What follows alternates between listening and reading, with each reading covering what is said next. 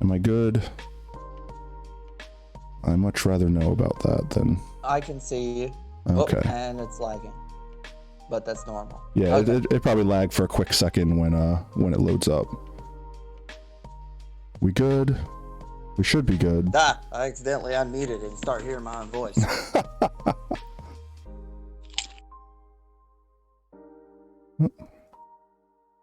I cannot wait to get my new computer so I can like not have this wonky setup. Right? Stimulus. I know, right? Everyone should be getting there soon. Yeah, I looked it up, and I don't know if people will get them at different times, but mine's supposed to come Wednesday. Does the stream look good again? Can everyone see? That looks much better. Okay, good. Yeah, Windows is so annoying. So let's see. I'm gonna just take a quick screenshot of our cords here, just in case I get lost. I might be prone to getting lost here and there. And then let's go this way. I don't think we've ever went in this direction. Oh look, there's more horses out there. What is that? What is that? A cat. Okay, there's a cat out here. Oh shit. The friendly traveler. Thank you so much for the follow. Legit scared the shit out of me. I have my alert sounds way high, so they'll do that intentionally. And actually, I just noticed that we hit our follow goal. So, big pog there, and... Whoop, whoop. Yay, 20 follows. I'll update it once we get back. I don't know what to update it to, maybe 25. But thank you everyone for following. Hopefully you're enjoying the stream. Right now we are hunting. No, it's fine. I do that on purpose. One, I did it at first because I didn't want to miss it. I was terrified that someone would do something and I would miss the alert. So I'm like, I want to have that at max volume. And then like after the first time someone did something and it scared the crap out of me, I'm like, you know what? That's just hilarious. I'm leaving it like that. No, I love it too. I love that just as long as it's not obnoxious to y'all. Oh, there's a village. If it's too loud for y'all, then I will lower it because I don't want to blow any of your eardrums out. Ooh, that looks like a nice village. Dragon M says that your microphone is speaking. No, I could fix that too. 1 second. I could fix that without having to restart stream. I apologize. Friggin' Windows 10 screwed up everything. Village Pog indeed.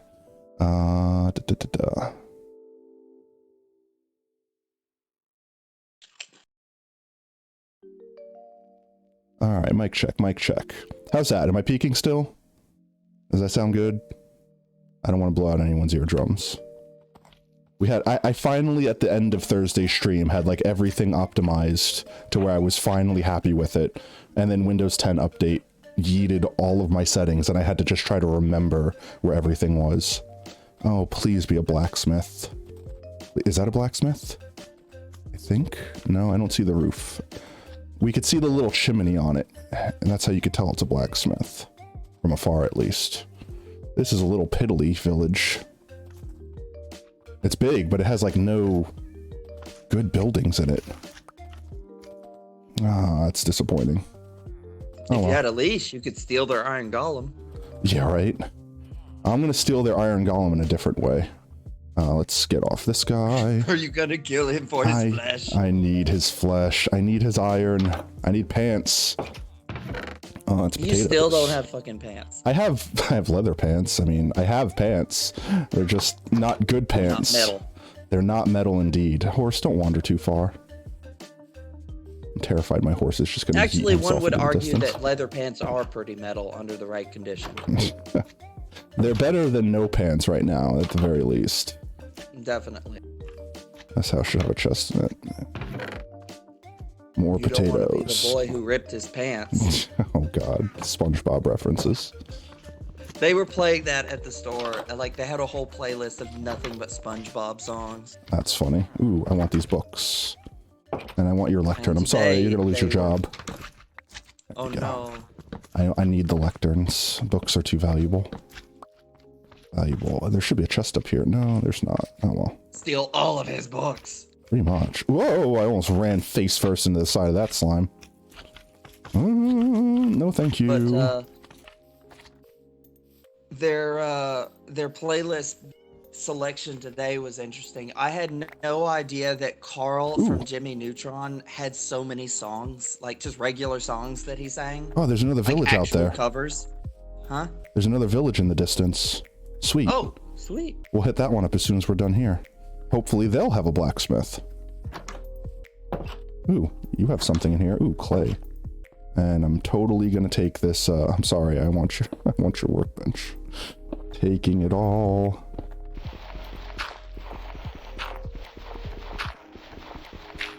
There we go. I don't think I care so much about the terracotta, but I will collect the clay.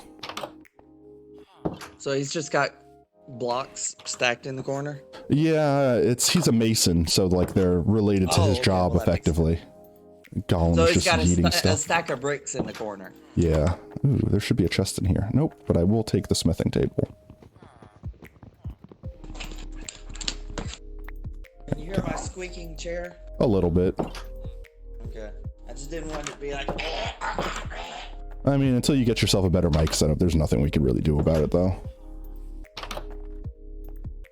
I took their jobs, but I need them. We're gonna reappropriate the jobs, don't worry. The jobs are only temporarily being removed. Did I already hit these houses? I didn't. More books. Books. Knowledge.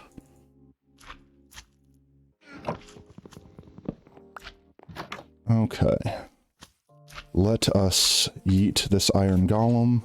Actually, did I bring any blocks? Oof. I might have to go quickly disassemble a guy's house real quick. Don't mind me, just stealing your house. There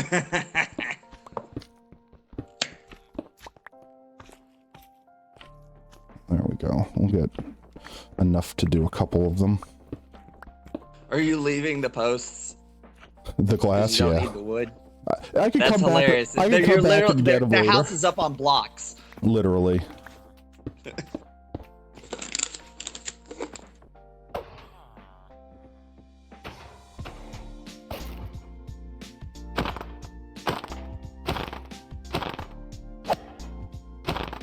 Die. Thank you.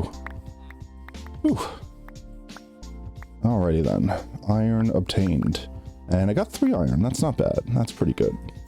Let's go check out that other village that we saw and see if we get lucky. See if I could steal this before this slime aggroes me. Alright, where'd horse go? Horse, come to me, my steed. There we go. Alrighty then. I'm looking at the roofs, looking for that chimney stack, and I'm not seeing one, guys. How unlucky do we have to be? This is like the 6th village that hasn't had a blacksmith. Like, we got stupid lucky in the first village that we ever went to that had a blacksmith, and then haven't found a single one since. Oh boy. Can you hear me? I can hear you. Okay, I've been talking for like 5 minutes. Oof.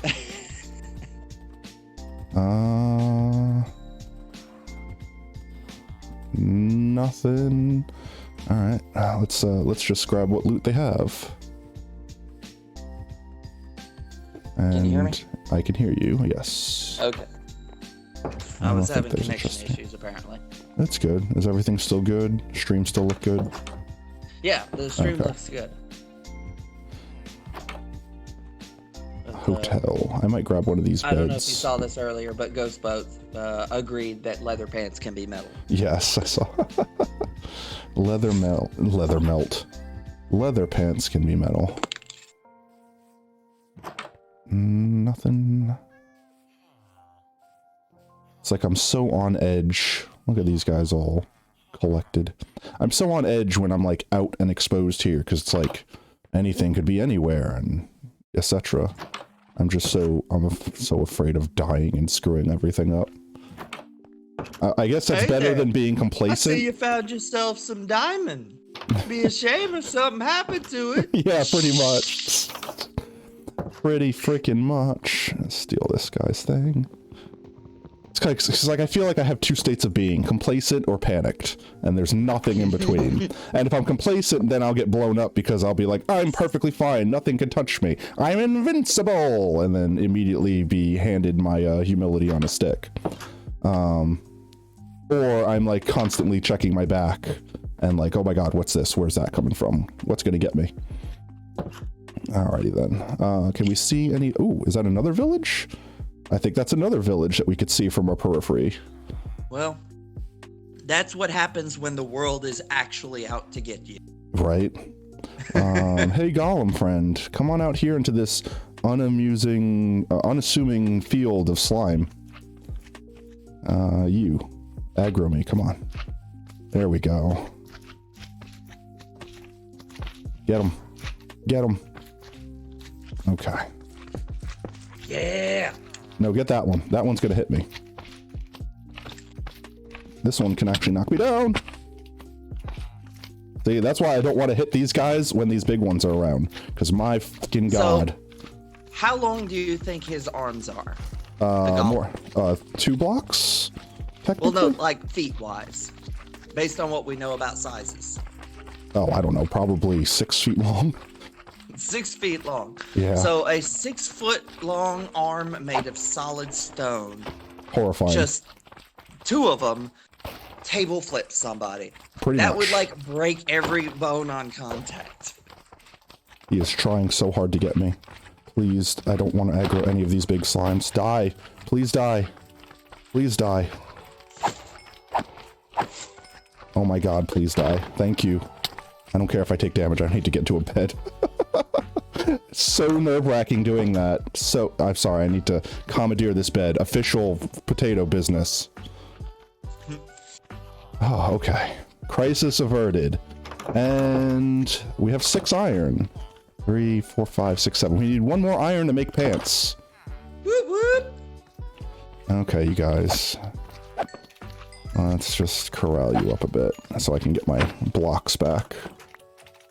Alrighty then. The pitter-patter so of your little stream slimes. is intermittently getting pixelated. I don't know why. I don't know what the hell Windows is doing. It was pixelated for a little while earlier, and then it went back to just crystal clear, and now it's pixelated again. I don't know what to do. Oh my god. Chill. Stop it. There. Now you can't do it. That thing that the villagers do with the doors is so obnoxious. The village was out there. Let's jump on our horse and get the hell out of here. I guess they're just bored, and they're just like... It's like, I think mechanically what's happening is one is trying to come in and one is trying to leave, and they don't have a limit as to how fast they can open and close the doors. So they just open and close them simultaneously, infinitely. We have such a slow horse. I'm gonna pretend they're bored. Sure. I mean, what else do they got to do besides walk around and grunt all day? Oh, come on. Profession stuff. Is that a blacksmith? Maybe. I see a couple chimneys. I don't see. I can't see because the houses are in the way. Come on, come on, RNGesus. Give us some luck. That might be the back of a blacksmith right there. No, it's not.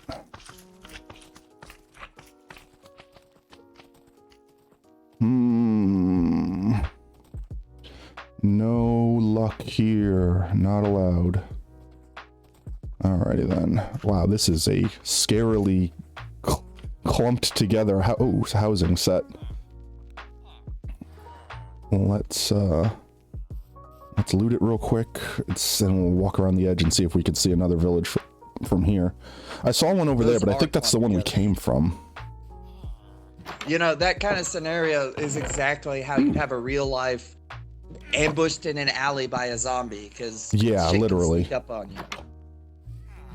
That's why I said it kind of helps a little bit because the big slimes can't fit like here. But I mean, how do you get in and out of your house, friend? You know what? You could stay in there. You don't have loot. You have loot. I want your loot. I will take this. I'm reminded of the part in Legend of Korra where there's just spirit trees growing up in the middle of town. It's like, oh well, this is just the way the town's gonna be now. Yeah, right. Well, this is our new life. Like, this is some janky village propagation. Avoid the slime. Look at the little baby kidder. Did I already do this one? No, I didn't. Potatoes and bread as far as the eye can see. Speaking of potatoes, let's eat some. Alrighty then. And actually, chat, I'm going to take a quick BRB, because I need to use the restroom. So, I will be back in just a moment. Don't forget to get a drink while we wait. I'll be right back.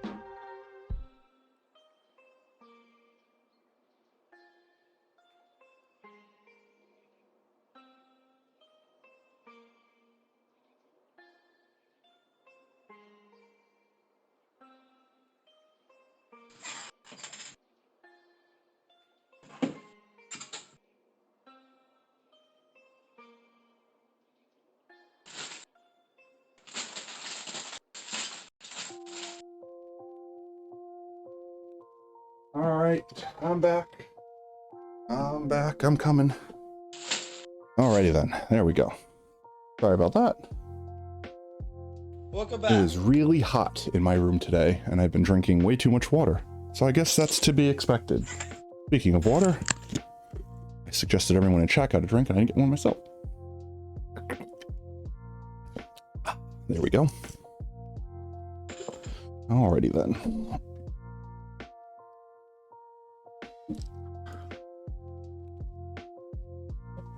Get settled back here. Alrighty then. Everything good? Did I miss anything while I was gone, Oob? Nope. Alrighty then. I went and checked on the cats. Ah, fun. Hopefully the kitties are doing well. Kitties. Okay then. Nothing there. Nothing there. Okay. Let's find our horse. Still got the be right back. Oh yeah, let me go back to our... Thanks, I would have left that up there for a minute. There we go, there's our horse. Alrighty then, let's do a quick circle around this village, I guess. And see if we can see anything else. If not, I think that village that I saw in the periphery in the other direction was the village we found first. Because like that one that's over there, I think was the one we just raided. And that one that was over there, which should come up in a moment, that one was the one that we saw that one from. How are you keeping up with where you are? Just, I don't know, just my brain. I have no idea how my brain works. In real life, I would be lost in a heartbeat.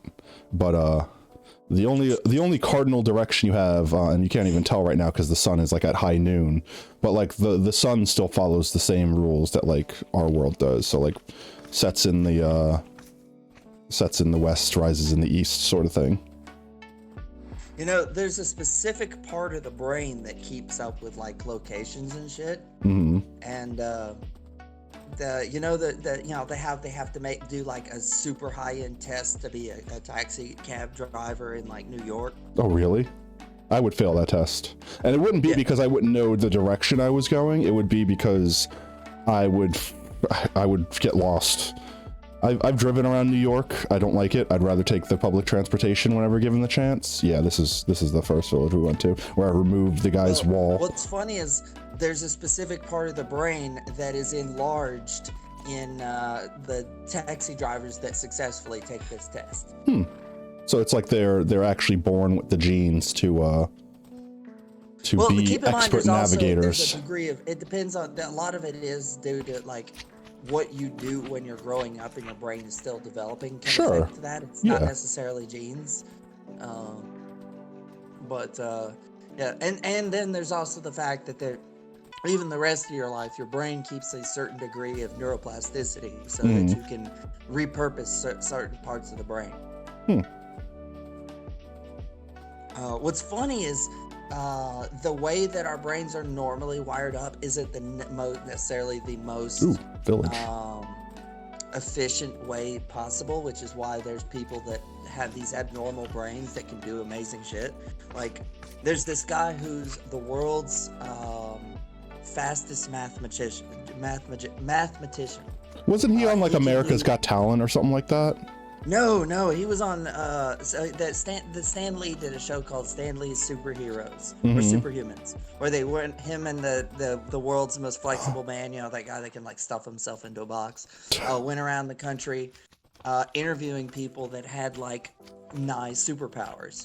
Ooh, is that one of them? That's a blacksmith at that village. Ooh, we found another blacksmith. Ooh, and a church. But let's raid this village while we're here. What's in the church?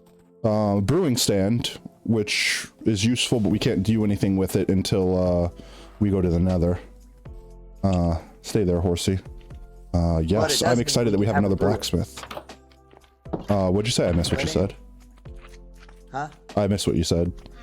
Oh, and we could also have a brewer, whether we can use it or not. No, we definitely need clerics because they will sell us a lot of useful stuff that I can't get in this world. Ooh, books. Like redstone is the perfect example. Glowstone, until we go to the Nether, I won't have access to that. It'll be the only source of lapis lazuli, so if we want to enchant stuff, I need that. Yeah, so having a cleric is going to be necessity. I can't even talk right. So flubbed. Let's just quickly grab whatever we can from here. Yeah, go ahead. All right, so this guy's the world's fastest mathematician, and he can do complex multiplication and square roots and shit like that faster than you can type it into a calculator. Yeah, I forgot where I saw it. I think that's why I said, was that like on America's Got Talent? Because I saw the guy. He asked like, he did the simple ones like, what's pi, and like did it before someone could calculate it. And I'm like, okay, that's impressive. But people memorize that, so that's like, how you could tell it's true. But then he did like, give me a number and then keep multiplying it by a thing, and like was telling the answer faster than the person could type it into the calculator to get the result. Like, crazy. That blows my mind. Well, it gets crazier because one of the things is the more times he does it in a row, the faster he gets, and he That's insane. You can barely even finish the sentence before he's got the answer. It's crazy. So so they did a brain scan of him to see what was going on with his brain. And what was happening is, so I forget what part, but there's a particular part of your brain that lights up when you're doing math equations. That's the part of your brain that gets mapped to that particular skill. Okay, makes sense. Well, for him, instead of that particular part of the brain, some random corner of his motor cortex was lighting up. Okay. He had mapped his mathematical skills into his motor cortex, and it was working more efficiently than it should have. And that was also why he was able to do it faster, like the more times he did it in a row, because it was essentially muscle memory. Cool. That's interesting. It was fucking crazy. Let's find a bed to sleep in. I'm following the trail of slimes because I'm trying to find the iron golem before we leave here. And here he is. Let's get into a bed and sleep real quick because it's about to be night. We'll kill the iron golem and then we'll head out to... ooh, I want this fletching table. And then we'll head out to that other village. Bed. My kingdom for a bed. Sorry, friend. I need your bed. Oh, wait. They also had a guy who could... who could hold his breath for like 10 minutes or some crazy shit. Actually, they found out that his brain waves actually slowed down, and he was able to go into sort of like a hibernation. I think the current record for like holding your breath is actually like 30 minutes or something obscene. Yeah. Because like divers found out like if you do certain things to like precondition your body, that like you really don't need as much air as you think. It's like really freaky. Like part of it is being cold, like actually being cold and slowing down your nervous system and stuff like that. And I'm excited to get to this blacksmith, so we're gonna just and that's straight to the blacksmith. Is he was just like, they had him like put his head underwater while they timed him. Yeah. And measured him with a bunch of instruments, and they found out that all of his blood pressure was lowering, his heartbeat rate was lowering. Oh my god, this place has 2 blacksmiths. Double pog. That's a big pog. What's pog? Pog is just a Twitch excited thing. Okay. Pog champion. It's just a Twitch thing. That means 4 lava. Ooh, okay. Don't want to run into slimes. 4 lava. I don't have enough buckets to take it all. Well, I mean, I could have enough buckets if we used all of the iron we've collected to make buckets, and I think that might be worth it. I think it might be worth it. It might be worth it for the lava. Okay, horse, let's have you go in here so you're safe and I don't have to worry about losing you. And it turns out that the one that you don't save is the one we need for the portal. Yeah, right, exactly. I mean, we'll come back for it. I'm not gonna leave lava unattended. I will murder you for your flesh if you dare push me into these slimes. You are not my friend, cow. Are there mushrooms? We don't have a mushroom biome because it's all gonna be plains, so no, there will sadly be absolutely no mushrooms in this world. And actually, no, I'm lying. We could have a thunderstorm. If we strike a normal cow with lightning, it will turn into a mushroom. So that sounds improbable. What causes that to happen? Just complete random? It will be completely random in our chance, because normally the way you control that is by oh, I got so scared I hit the iron golem. Oh, my life just flashed before my eyes. Normally you would be able to get a trident that has channeling on it, and with channeling you can basically control the lightning and where it goes. But because we're not going to ever have drowned in this world that are going to spawn with a trident. Oh my god, he just yeeted the fucking slimes into the pen. Iron Golem betrayed me. I was looking up the different tools and saw the trident thing that they had. So I mean, we're not gonna be able to get a trident, but that would be normally how you would control it. Is you throw a trident with channeling on it. Oh my god, these slimes are so annoying. And you would basically strike something with lightning where it lands. Let's get our inventory sorted a little bit so that we can go in and out of those buildings easily enough. So I'm gonna put a chest down here, and I don't need this cobblestone. I don't need this door. I do want the lecterns. I don't need all the slime. I don't need the trees. We got plenty of those. We got potatoes at home. I don't need the poppies. I don't need the pants. I would like to keep the bed on me. Let's stick with this for now and see how much space we have. And I want to steal this from him. Sorry, you're jobless, but I needed your brewing stand. He left in such a huff. Okay, now what we've come here for. Alrighty then. If we get lucky... If we get lucky, there will be obsidian in these chests. Oh my god, that's a lot of obsidian. And diamond. Our first diamond. Whoop whoop. 7 obsidian. 7. So, Jesus. 8, 9, 10. We only need 3 more. So if that other blacksmith has it, then we're looking pretty good. And we got some extra iron boots, which... Ice bucket challenge and diamonds at the same time. Which our boots are looking pretty good right now. Actually, I might go back and get those pants and swap them out with this one. Let's see. Some diamond boots. Oh my god. First diamonds. Excite. I will remember this because creeper. Yeah, I know, right? Open the door. Oh my god. That's one thing that I don't think I'm willing to do. There's another streamer, Filza, that I really like, that I honestly take a lot of inspiration from, and he has his like alerts like for donations and stuff set up so that if you donate certain amounts, like it makes the sound, oh, I trapped myself in here, that like creepers make. So it's like someone will like donate $5.55 to him, and when the donation goes through, he just hears and then like, oh, what the hell, what's going on, you know, like freaks out. Oh, it's fun. That. It's awesome. But you don't want to give yourself a heart attack. I would give myself a heart attack. Did we only have one blacksmith? Did I mistake this for a blacksmith? No, I couldn't have. There has to be another blacksmith here. There's no way. I think, no, it has to be over here. Yes, okay, it's over here. I was like, where the heck? There had to have been two. There's, oh, there. Hi, friend. Don't sneak up on me like that. This is PogChamp. Yeah, the friggin' slime right in my face. Ooh, get inside. Okay. There's a delay, so I was like, uh-oh, what am I about to get started? Oh, I turned the corner and there was a slime like, hell, oh my god. Well, we got another portal, boys. Look at that. 14 obsidian. And Jesus! 10 iron. That's pants. That's pants, boys. The pants. Well, let's see. 3, 4, 5, 6, 7. Jack. That's pants and a bucket. That's pants and a bucket. So I could take an extra lava source home, so I don't have to worry about yeeting lava coon on accident. And oh my god, they just opened the door and villager, I will end you. Yes, everything, yes. So let's Ash was taken.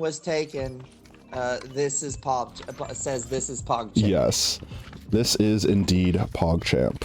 I'm gonna cannibalize this guy's house in order to make a crafting bench. In fact, just so nothing sneaks up on me and block that door off too. Let's see. I don't need you. I need you here. There we go. You know what? That's gonna confuse me. I'm gonna put it up a block. So if I come in here, I don't think that it's loot that I haven't gotten already. Let's see. Don't need slimes.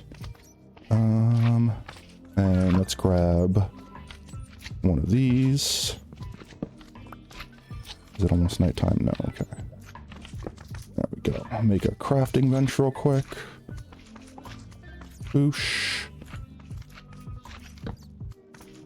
And let's finally... Look at that. Finally, now that I've made pants, the next village we find will have a blacksmith with pants. Just mark my words. We're gonna get free pants from the government as soon as we don't need them. Let's see. That can go in there. Hang on to that. Alrighty then. So let's go grab a bucket of lava. I'm contemplating dumping out my water somewhere and bringing back 2 buckets of lava. I think I want to do that. Because, I mean, as a personal rule of thumb, I always keep water on me for multiple reasons, in case I set myself on fire like an idiot or, you know, anything. But, I also want this lava. So, 1 and 2. And with that, I say let's get home. Yes. And, put this stuff up. And real quick, because I did leave some stuff here, let's get cords for this place, because this is lava.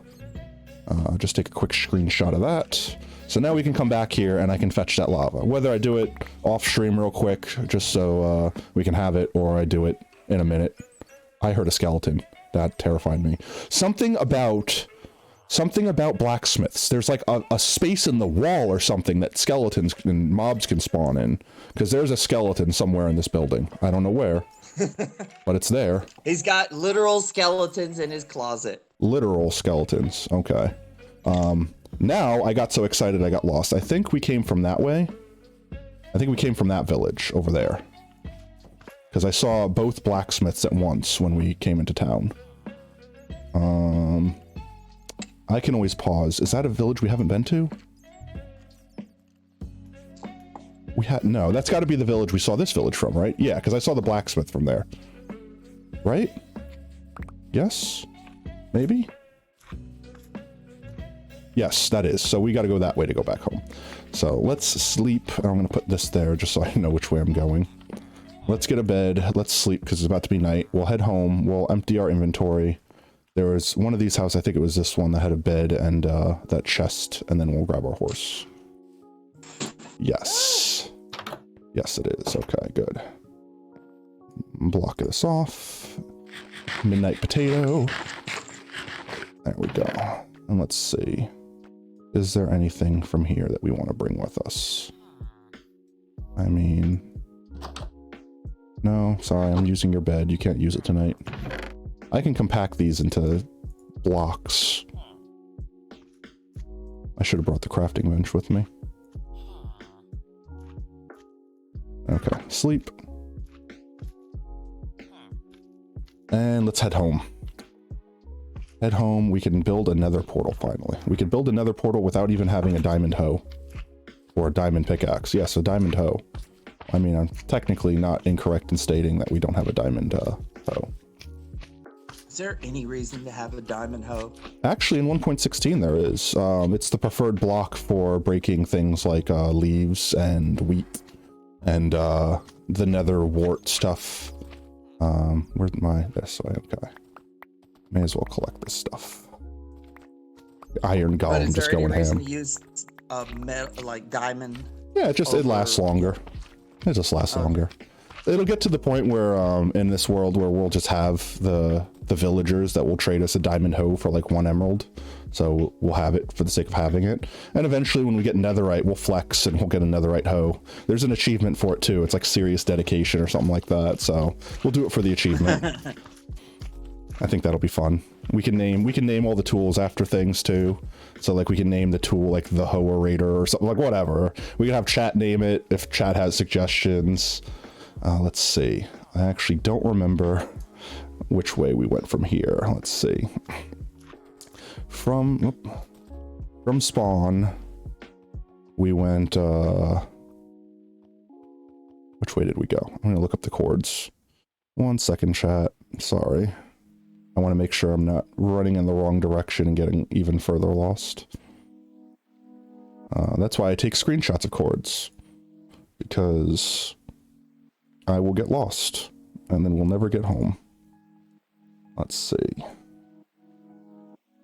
Our home base was this. Here we go. So we're at 230, negative 230, negative 400-ish. So that's not bad. So negative 2. So what will it take 4. for us to have a map? A what? A map. Isn't that a thing?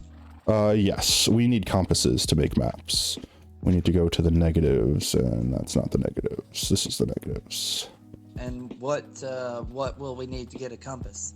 Redstone. So we'll need a cleric, or we can just straight up trade one with a villager. So I believe cartographers and librarians trade us compasses.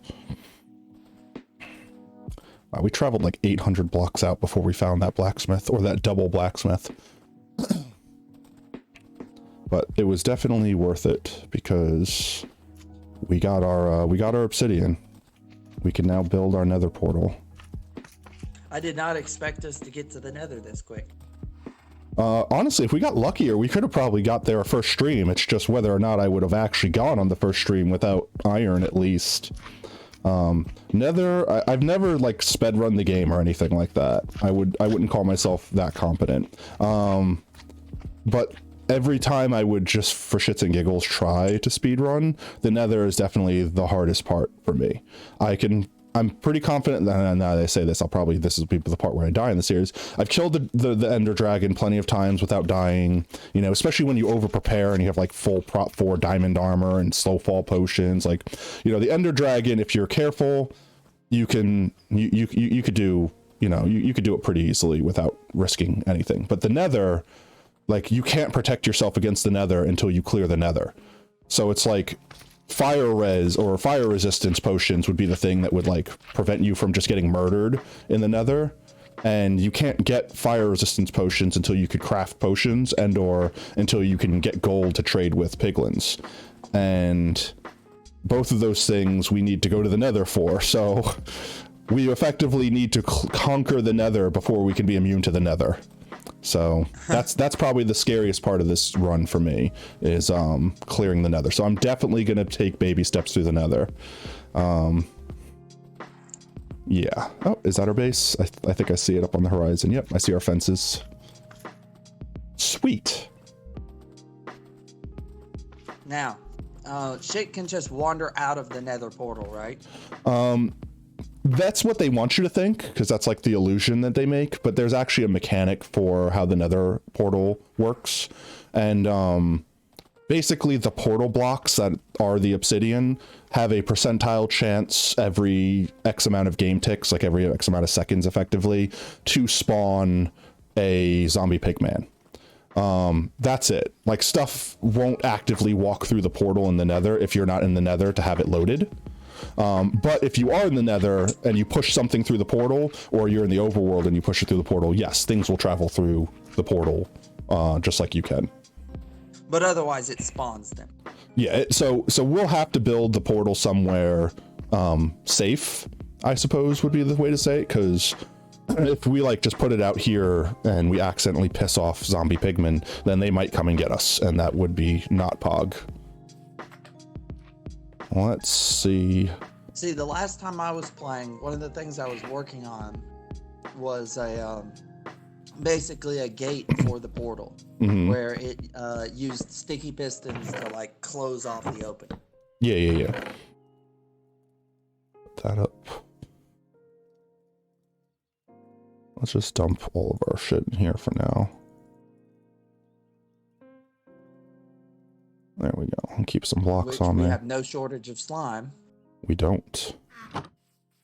And I don't want to put the lava down anywhere near here, for obvious reasons. There's lots of wood. Have you been saving slime blocks? I have, until just recently when our inventory was full and I left it behind in preference of taking lava. But I mean, I still put it in the chest so we could go back to that town, which we will go back there eventually to get the other lava sources. Unless we go to the nether and just have access to infinite lava and don't care. I want the slime room. Yeah, I want to finish this room in here. Or the slime house. Yeah, like I want to finish this at least, because I really think this looks cool. Because you could like see... Yeah, the foxhole is looking awesome. Like you could see through here and stuff. And I want to upgrade this room a bit, like maybe make this stone walls, you know? Because one, Enderman can kind of spawn. I don't think they can... Alright, like... Technically an Enderman could dig into here by like picking up the blocks consistently until they were here. But like that would take a lot of Enderman targeting a lot of specific blocks. Otherwise, I don't think they can reach high enough to pull these, and I don't think they can pick up slime blocks. So this is Enderman proof beyond the floor. So if we make at least this lower part stone, then they can't pick that up, and we don't have to worry about them digging into our base. But okay, the slime blocks, they don't, how come it looks like there's like blocks inside of the wall? That's it. That's just the slime block. It has like a cube inside of the block. That's just the block texture. Oh, okay, I get it. I thought it was some weird mechanic with the model or something. Nah, that's just how they be. So they've let's got like see. they're layered. That's interesting. Yeah. Alrighty then. Which would make a house made of slime blocks look really trippy. Yeah, because it'd have like blocks inside of blocks effectively. Oh god, you could make a really confusing maze out of slime blocks. Where you have the slime maze. Like a fun house almost type thing? More or less, yeah. Alrighty then.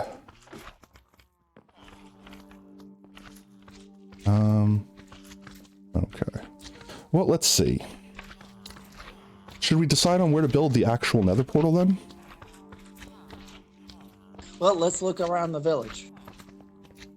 Because I would like to build it someplace safe, because like coming out of the nether, I would like to know that I'm not in immediate danger of getting like blown up by a creeper or something, you know what I mean? But at the same time, I don't want to build it like inside of the house. At least if we do build it inside the house, we have to build it somewhere safe, like in the basement or something that we can gate it off in. Well, let's pick one of the buildings and like have like a crazy Doc Brown underground lab to make sure everything's controlled. Okay. So you want to put it in like one of these houses? Yeah, the one that we're not using, have it be the portal building. So Which that one, it's then? away from all of our other shit. Maybe this one? There's a delay, so I don't know which one. Yeah, the one that's like across the street from our house, effectively. The one with the cauldrons outside? Yeah. Yes. That sounds Okay. Let's see. I have these blocks on me. I don't have my water bucket, so I want to go get my water bucket back. Because that's important. I don't want to get too comfortable with not having that water bucket on me. Where did I put books? Oh, here we go. Okay. Okay. So, other thing we would need would be a flint and steel to light it, or lava. Because I could set a block on fire to light it. I don't have it. Do I have any extra iron? I don't think I have any. Oh, I do. Perfect. Oh, but I don't have gravel. So I don't have a flint. So we have to set fire to something right now in order to light the portal. So I don't want to build it near anything that's flammable. So if we build it inside of that house, we can, but I have to make sure the house doesn't burn down while we're trying to light the portal effectively. And since Marty, fire spreads randomly... Go get a fire extinguisher while I finish this experiment! Fire spreads randomly, so other blocks might set fire before the block we're trying to set fire. So it might be better if we build the portal somewhere else entirely. Like a not flammable place. Let's sleep, it's about to be night.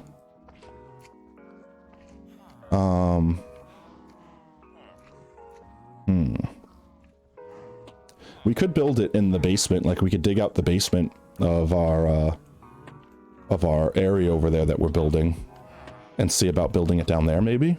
Because we were going to dig out that area anyway, right? To spawn proof it? Well, yeah. I thought it would be neat to have like a building specifically for our portal to another dimension.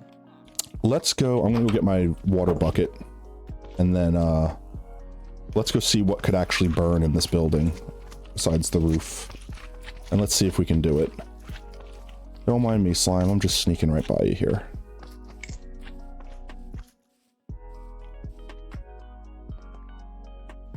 Okay, which one of these had it? This one here. And then, I guess let's, just put it here. We'll just put our lava friend here for now. That shouldn't cause any problems, and we shouldn't accidentally walk into it because it's there. And then, I can actually get some water out of the cauldrons that are out front of that building while we're checking it out. Why did you put a block over that lava? So we don't walk into it on accident. Oh, okay. That's really it. I didn't want to yeet myself in lava. There we go. I go through the door as if there isn't a gaping hole in the wall. Actually, you know what? We could put the portal like right here. Let's, I don't want to look at you slimes. What are you talking about? What block are you holding right now? This is terracotta. We'll fix this house and make it look a little prettier. In fact... But you want to put it on top of the terracotta? Oops, go away, slime. I'll do this. No, we could build it like right here. Like this could literally be the portal. Like in this wall, effectively. Like we just walk into this wall, effectively. That's small? Yeah. 2 by 2? We only need 2 wide and 3 tall. That would be all we would need to have a portal. Well, how do you have the portal if there's like no space, not a space between it? We would dig these blocks up and build it there, and then basically stand here, and this would be the portal. Oh, little slime booger. Oh, okay, I get it. Yeah, I like it. All right. Ah! Yeah, I know. Slime's getting it. Let's go grab some cobblestone out of the base to fix this up a little bit, and I'll go grab the actual obsidian that I left I want to get these slimes corralled so bad. We'll get the actual obsidian that we'll use in order to build it too. Boop, beep, Doc, pop. you built a portal to another dimension in a wood shed? Marty, you gotta believe me. It was necessity. Well, hey, Henry Pym built or not Henry Pym, they built, Henry Pym built a portal to another dimension in the back of a fucking, was it a Volkswagen bus or something? I don't remember. Back of a van of some sort. Yeah, the one that was in storage. Yeah. You know, it really would have sucked if that had just not happened to have turned on. They would have never resolved that issue. Nope, they would have been there forever. Just for all eternity. Let's fix this house up because the hodgepodge without is... him coming back, they wouldn't have been able to build the time machine. So like that, I think it was like a rat like chewed on a wire or some shit that tripped the thing on, or some kind of like. Yeah, that's what I mean. It was complete chance, but at the same time, it was like fated to happen. You know what I mean? Which, by the way, Doctor Strange would have seen that as a defining factor. Yeah, that would have been like one of the 1 in 10 trillion things that would have... It was in the billions. Yeah. But, I say we push this wall out one. Did we do that? If we do that, if we make the wall here... Because we could do this, but I think we'll see the obsidian from the outside. I guess it doesn't really matter if we see the obsidian from the outside.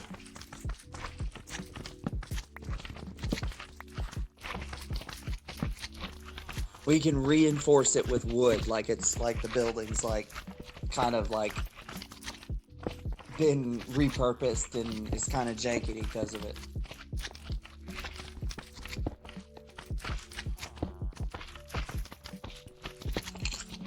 Oh my god, the slime sounds. Alright, that's it. Sorry, class. Oh, that is gross sounding. Let's just get rid of these. And then we gotta go get our lava and set fire to this building, effectively. like literally, I have to put a block here, and then put, like, lava next to it so the block gets set on fire so that the fire spreads to this square to light the portal. That, or we have to hope that a wandering trader comes by. Oh, it's a lot of big slime. Comes by and trades us gravel. Because I don't think there's any other way for me to get gravel. And I don't think there's any other way for me to get flint instead of gravel. And I left the other bucket of lava in the new base, didn't I? Let's put this stuff up. Let's grab some dirt. In case we need to, like, put blocks out. And let's go grab that lava. Alright, boys. We're gonna have a portal to the nether this stream. How long did it take? We've been live. Oh, that's right. We had to pause stream. So I don't know how long we've actually been live for in this current session. But it's another hour on top of whatever we were. I'm still salty about that. I'm still salty that Windows screwed up. We finally had everything. Yeah. I was like, what's this block? I almost mined it and fell in. We had everything set up and then Windows is all like, hey, that's a nice everything you have here. What if we just screwed it up? Alrighty then. I have some blocks we can burn. That's it. Let's go light a portal. In the creative way. We have plenty of time. I might fence off this area just so that we can travel to and from our portal room safely. Well, it could be worse. Actually, we could just... Oops. That slime scared me. We could actually just dig down, too. Because our base should be, like, right down here. We could just be waiting for a single block to get struck by lightning. Oh, yeah. Well, we'd have to wait for a thunderstorm first, which means I'd have to not sleep for days. It's like, it increases the chance of a thunderstorm based off of how much you sleep. Alright, well, there. We have an easy way in and out of our portal room safely now from the foxhole. Let me make a gate here so that things don't fall in. And then make some ladders. Gate.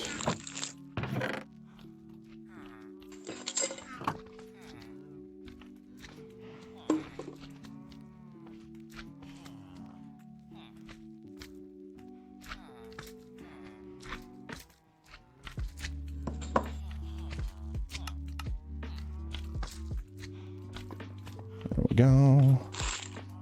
Favorite form of potato? Go. Tater tot. No question. Absolute ultimate life form is the tater tot.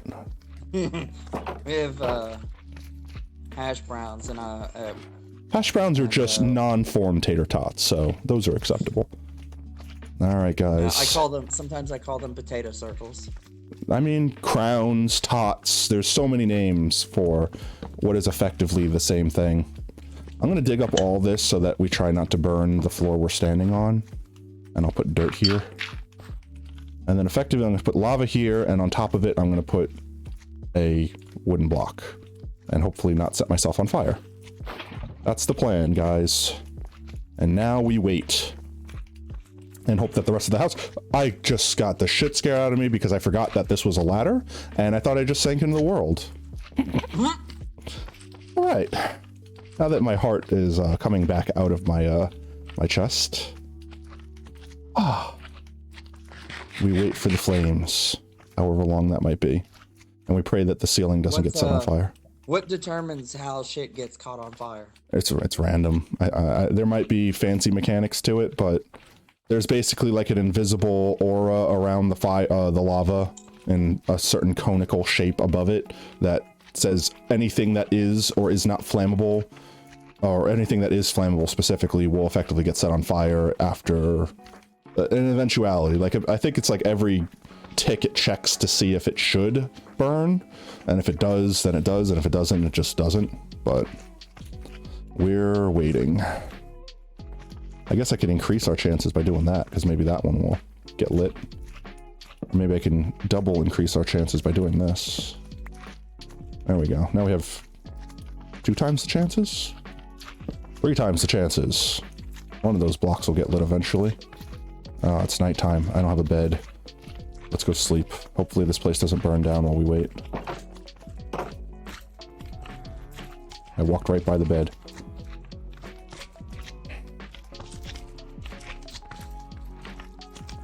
There we go.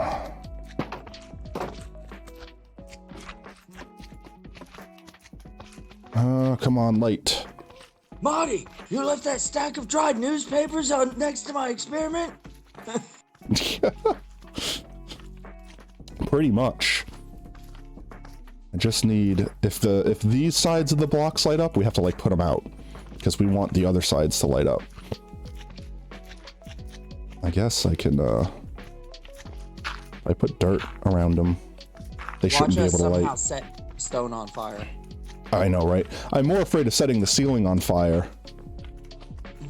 Oh, nope! I don't want the bottom to burn. I want the side to burn. But then again, I should have let that burn, because then it might have gone up the side. Come on, light. So it was burning upside down? No, it was burning like the bottom of the block.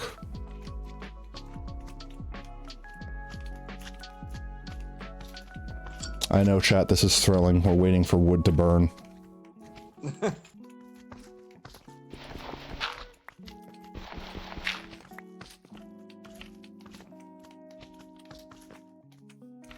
So I'm losing my goddamn mind because I don't know anyone else who has seen WandaVision, and I want to nerd out with someone without giving them spoilers. I think Leo's seen it. I'll probably message him. I don't know if Az has seen it, though. Are y'all doing... Well, anyway. I got, like, some kind of discount for La Madeleines, and Leo likes going there. Ooh, I like little Madeleines. Is that the Wandering Trader? I just heard a grunt. No, it's just a regular villager. Come on, set fire to not the house. Actually, I might do that just to make sure the ceiling doesn't get set on fire. We're just gonna be like, yay, the portal's lit, and go outside and the whole place is on, the whole village is on fire. Just everything is burning to the ground. Come on, lava. Do your thing.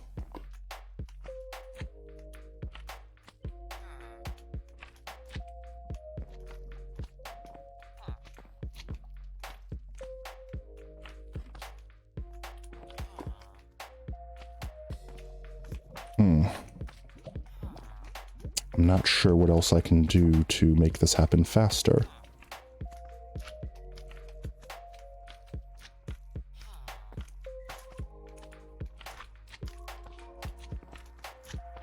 I'm trying to think if I make the lava flow down in a straight column, it'll come in contact with more blocks.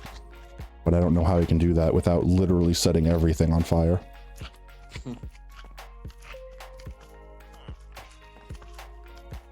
Well, okay.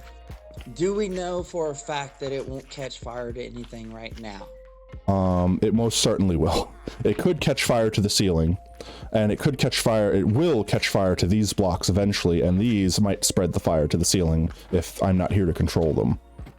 Crap. So we could walk away, and eventually when we see the house burning down, we'll know that our portal will probably be lit. I mean, that is an option. No, Marty, that's a good sign. Yeah. I don't know if I trust these villagers with these doors. They're gonna open one up and let monsters in or something like that.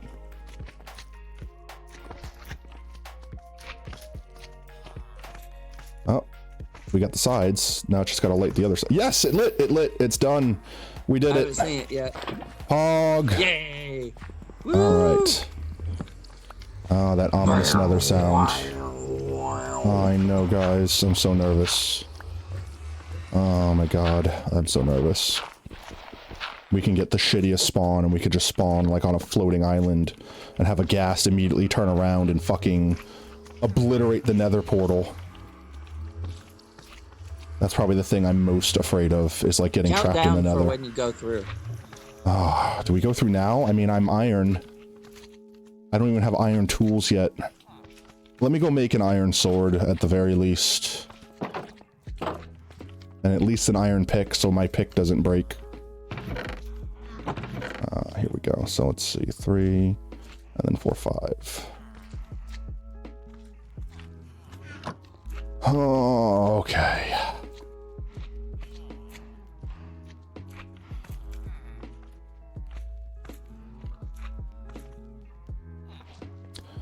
Alrighty then, let's put some stuff up.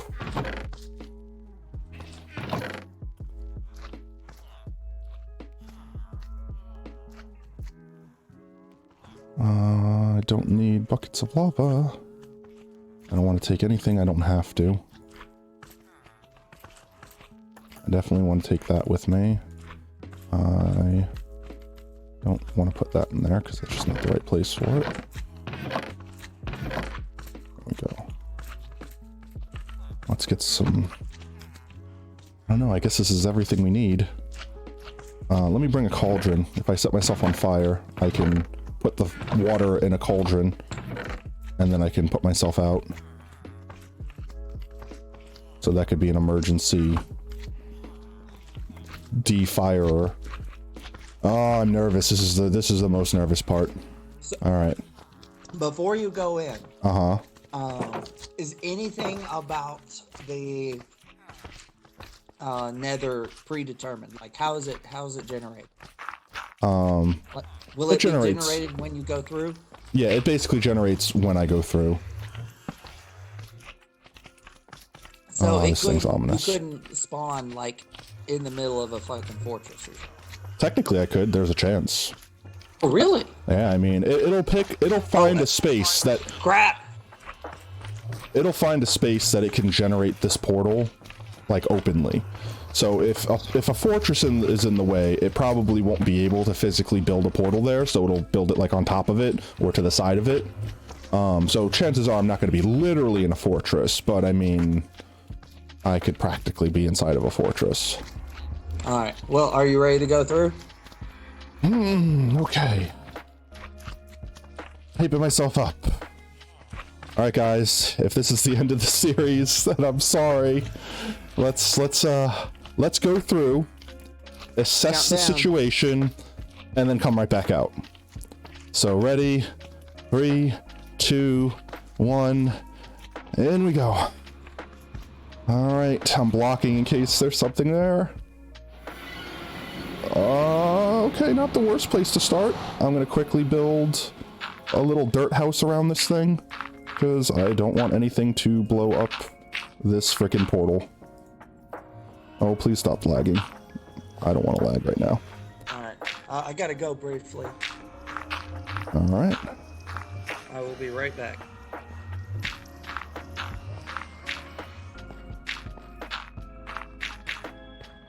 Oh, there's so much crap right there. Okay. Actually, this is a pretty pog spawn. Oh, I mean, aside from that, right there. Slimes in the overworld, slimes in the underworld. We're just surrounded by slimes no matter where we go. Oh, why am I lagging so hard? Is the stream doing okay? I don't know why I'm chunking here. Alright. Let's go back and get some materials to make this better than a dirt fort.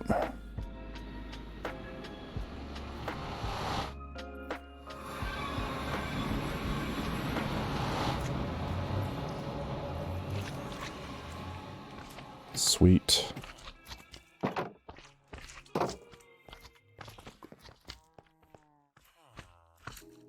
Some pixel. Yeah, I definitely was lagging myself for a little bit, so it was probably just because it was rendering the world for the first time, and my computer is a potato.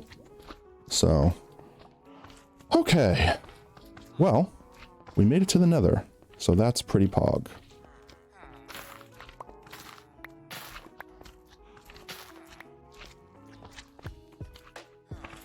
Why am I stuck on? Definitely want to expand that a little bit more. Let's get some of this food going. My brain is just sort of reeling and collecting from that. Alrighty then. So the next step towards beating the game would be finding a fortress in the Nether. And after we find a fortress, we can get some blaze rods, which we could then turn into blaze powder, which we could then mix with Eyes of Ender, or make Eyes of Ender with, so that we could find the end portal. I've explained in the beginning of this series that kind of a quirk of superflat and stronghold is the Eyes of Ender don't really work to locate it. So we already have the coordinates for this seed's stronghold, so we're just probably going to end up heading to that. I'll like throw away an Eye of Ender as sacrifice to effectively have found it, because I mean, if the Eyes of Enders worked properly, as soon as we throw one, it would tell us the direction to go, and it would spawn out of the ground because it's super flat. There's nowhere for it to spawn in. So we would just go into that direction till we found it. So with one Eye of Ender, we would guaranteedly find the stronghold if Eyes of Ender worked properly. So with that said, we will need the Eyes of Ender specifically to open the portal to get to the end. And then we have to fight the dragon. And then after that, we beat the game. Even though that's pretty much where the game starts as far as I'm concerned. Shulker boxes, Elytra, end cities, all that stuff, all fun. And I'm back. Can you hear me? Yep, welcome back. I was just explaining to chat our course of events eventually. And once we get Elytra, I'll feel a lot more comfortable building huge skyscrapers and big builds, because I'll be able to fly. But before we go to the end, I definitely want to get village trading up and going, because we need some diamond armor. In fact, before we go tackle the Nether, maybe we should focus on getting these villagers moved somewhere a little more nice than this dark dirt hole. Get some village trading going. How's that sound, Oob? You like the sound of that? That sounds great. I feel really bad for them sitting in boxes all day. Alright. So, oh, it's nighttime. There's zombies and stuff outside. Let's sleep real quick. So let me spawn proof that our village, or not our village, our what's it called? The portal room a little bit, so that we don't have to worry about zombie pigmen leaking around and stuff. And then we can go back to building our base a bit. Let's see. I need sticks, and I need to make fences. Or fence gates, at least. So I'll need one more of these. There we go. There we are. Ghost Boat, I don't know if you saw, said that. Yeah, he mentioned it was when I was loading into the nether for the first time. And I think that's just because it was rendering the world at the same time, and my computer was just kind of eating shit. There we go. Yeah, it looks clear now. Okay, that's good. As long as it looks good now. Now, if anything spawns in this portal, it can't go anywhere. And we'll be able to safely dispatch it from here. So that works. Alright. And I suppose we can do this for the sake of making that look prettier. There we go. All right, so we have another portal. Woot! So why did you block off the exit to that building? Because I don't want the villagers to use the door and let mobs in. Because they could still open doors. I would be concerned that they would open the doors and I'd walk out of the nether and have a creeper standing there in front of me or something. That's a lot of nice netherrack you found. Be a shame if something happened to it. Creepers are probably like the one thing that freak me out the most right now, because they just end the series. Like a creeper coming up on me when I'm not. Oh my god, there's a zombie out there. That zombie is going into houses and murdering villagers. I guess I should go deal with that. Yeah, like a creeper could literally just, even with full iron, just one-shot me. And goodbye series, just like that. Zombie, please leave my villagers alone. Where'd he go? Zombie ghost, leave this place. Yeah, where'd he go? He just wandered in here and vanished. That's concerning. Maybe he despawned. Okay. I'm noticing there's a lot less villagers in our village. But that's fine, because we saved a bunch of them downstairs, so... you could see what I mean about the portal showing through. But I mean, we can always build around the portal and make it look prettier. Alright, I'm thinking... Is there cracked wood? I hear a zombie. Where's that zombie? I hear a zombie. Is he in our house? Here, I heard him. Is he? He's got to be like under the floorboards in our house. That's got to be where he is. Zombie flesh out there. That's disturbing as fuck to have a zombie underneath. Okay, so new plan. First thing we're doing is we're spawn-proofing the inside of the fucking base. Yeah, he's totally inside here. He's got to be like directly beneath me. Oh, he's got armor too. Oh my god, he's enchanted. That sounds terrifying. Is he fully? I'm gonna kill him from up here. I'm not gonna go down there and fuck with that. Making sure there's nothing else here. Hey, zombie. It's glowing and shit. Where'd you go, Zombert? Hey, Zombro. Oh. Can I kill you from over here? I don't think you can get out. Can't reach you. I can break one of you. There you go. Make sure no one's coming up behind me. Ooh, he dropped golden armor. I want that. I want that. There we go. What is golden armor scale to? Worse than iron. Projectile protection 4. But I can wear this in the nether. Why do you want it? I can wear it in the nether, and piglins will see me as friends because I'm wearing shiny gold. That's effectively the only reason. I haven't seen piglins. What are they? They are effectively remember the zombie piglins? They're like... You mean the zombie pigmen? Yeah. The zombie pigmen have been renamed in 1.16 to zombie piglins. And they're piglins are effectively what the zombies were before they were zombies. And they're a neutral / hostile mob. Effectively, they want to kill you if you're not wearing gold, or if you open inventory chests, or if you break any gold blocks around them. Think of them like goblins. If you take their gold, they get angry at you. And then No, they act as like, soon as you started describing that as like, well, they can call them piglins all they want, but they sound like goblins to me. yeah, they're effectively the goblins of this world. So let's make some shovels and let's dig out all this dirt because I don't want to deal with creepers and zombies spawning in here. Yeah. So I was watching Mandalorian and they had an episode about Jawas, and Jawas are totally the fucking goblins of the Star Wars universe. Actually, you know what? Zombies and stuff can spawn up there too. But maybe we'll save the digging until we get the ceiling spawn proofed. Because I mean, right now the only place that they could really spawn is in here. If they spawn here, they'll be in daylight and they'll burn. I don't want to be stuck digging in this hole and then have something spawn at night, like up here, fall down and then fall on me and blow me up. That's what I'm concerned with right now. So maybe we'll start digging once we have a ceiling over our head. Yeah, I think that might sound better. I'm so indecisive. Let's go get our resources first and foremost, because we need all of our stuff anyway.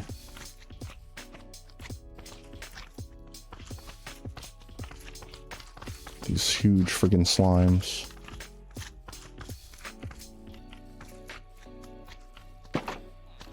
But anyway, did you hear what I said? About what? Jawas. What are Jawas? Sounds familiar. Are you familiar at all with the Star Wars universe? Yeah, I like Star Wars. I never watched like everything about it. Like same thing like Star Trek. Like I've seen some Star Trek and then never really watched the whole series or anything like that. So I don't know everything about it. I love the universe. I just don't like all the movies that take place in that universe. Ah, I gotcha. But I started watching The Mandalorian. It's fucking phenomenal. Mm-hmm. Cinematically, they do some really neat things because it's like there's a lot of obvious throwbacks to the cinematography style of the original films. Mm-hmm. Like they do a bunch of wipe cuts, which you don't see anymore. You know, like where circle cut where it cuts into the next screen and Iris is out. Yeah, I haven't seen a star cut yet, but but anyway. They had an episode where his like ship got dismantled and partially stolen essentially by a bunch of the Jawas, which are they're the little, basically the goblins of the Star Wars universe. They're the little cloaked figures that are like beep, beep, beep, beep, beep. Oh yeah, okay, I know what you're talking about. And they roll around the desert on the giant fucking rolling fortress and trade shit that they find. Okay. And they're totally goblins because like they stole his shit and then he ended up killing a bunch of them, and like when he climbed up he like tried to invade their shit while they were rolling. It was pretty epic. And but they didn't try to kill him. They just like stuck their head out of windows and threw shit at him to knock him off, and the only time they actually attacked him they used non-lethal weapons. Okay. Well, apparently like stun guns and shit. Yeah. Apparently within the universe, they specifically don't like using lethal weaponry because if someone tries to invade them and you kill them, they can't later decide to be customers instead. That's funny. I like that. But he ended up catching up with them and they wanted to trade his shit back to him. That's funny. That sounds legit. And they basically made him go get like some like, you know, big dangerous animal's egg for them to all nosh on in exchange for all this shit back. That's funny. Yeah, and it was totally full on just these are obviously space goblins. Yeah, right. But I mean, that's always what Star Wars felt like to me. It was like space samurais and space ninjas, and you know, like it was always like just normal space fantasy wizards. stuff, yeah, but with space. Like so you could have the best of both worlds. Well, what's funny is there's a lot of times where the Star Trek universe just looks like a D&D universe in the future. Yeah. Klingons are orcs, Ferengi are goblins, Vulcans are obviously elves. They literally have the pointy ears and everything. Mm-hmm. And And it's I love the Star Trek universe. Sorry, Star Wars fans out there, Star Trek is a better universe. But You might have to fight some people over that. I challenge you to have this argument with me. But the cultures of the different races are so well like written and clearly feel like just the D&D equivalent of those races, because the the Klingons have this very extensive warrior culture, and with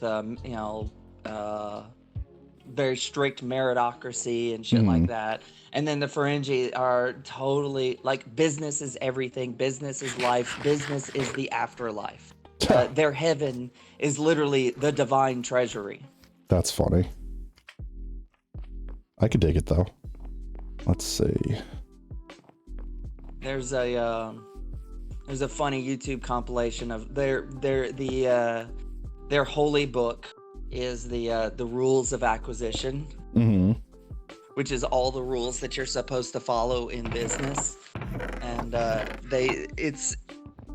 I don't know, there's like, canonically there's like, I think like 300 and something rules or something, but they've actually named specific ones throughout the series, so there's quite a few rules that are actually like official canon. You can find compilations of every time they've read one out throughout the series. It's pretty awesome.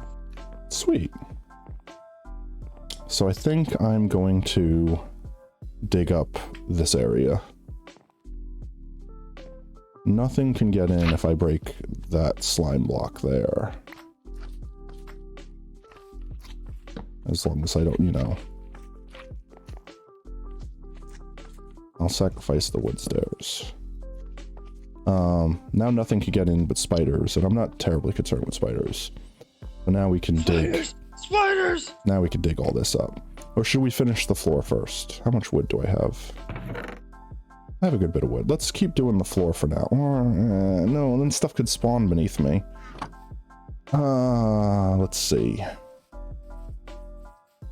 Obvious choice. Light everything up first. Light the crap out of it.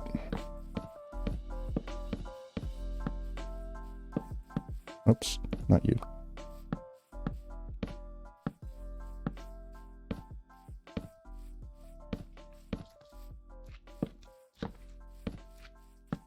There we go. And then nothing should be able to spawn here but spiders, so we should light it up anyway. Oh. Need more torches, please.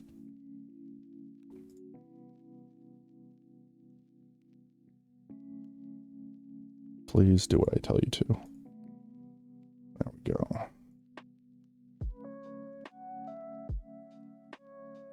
What is your favorite depiction of goblins?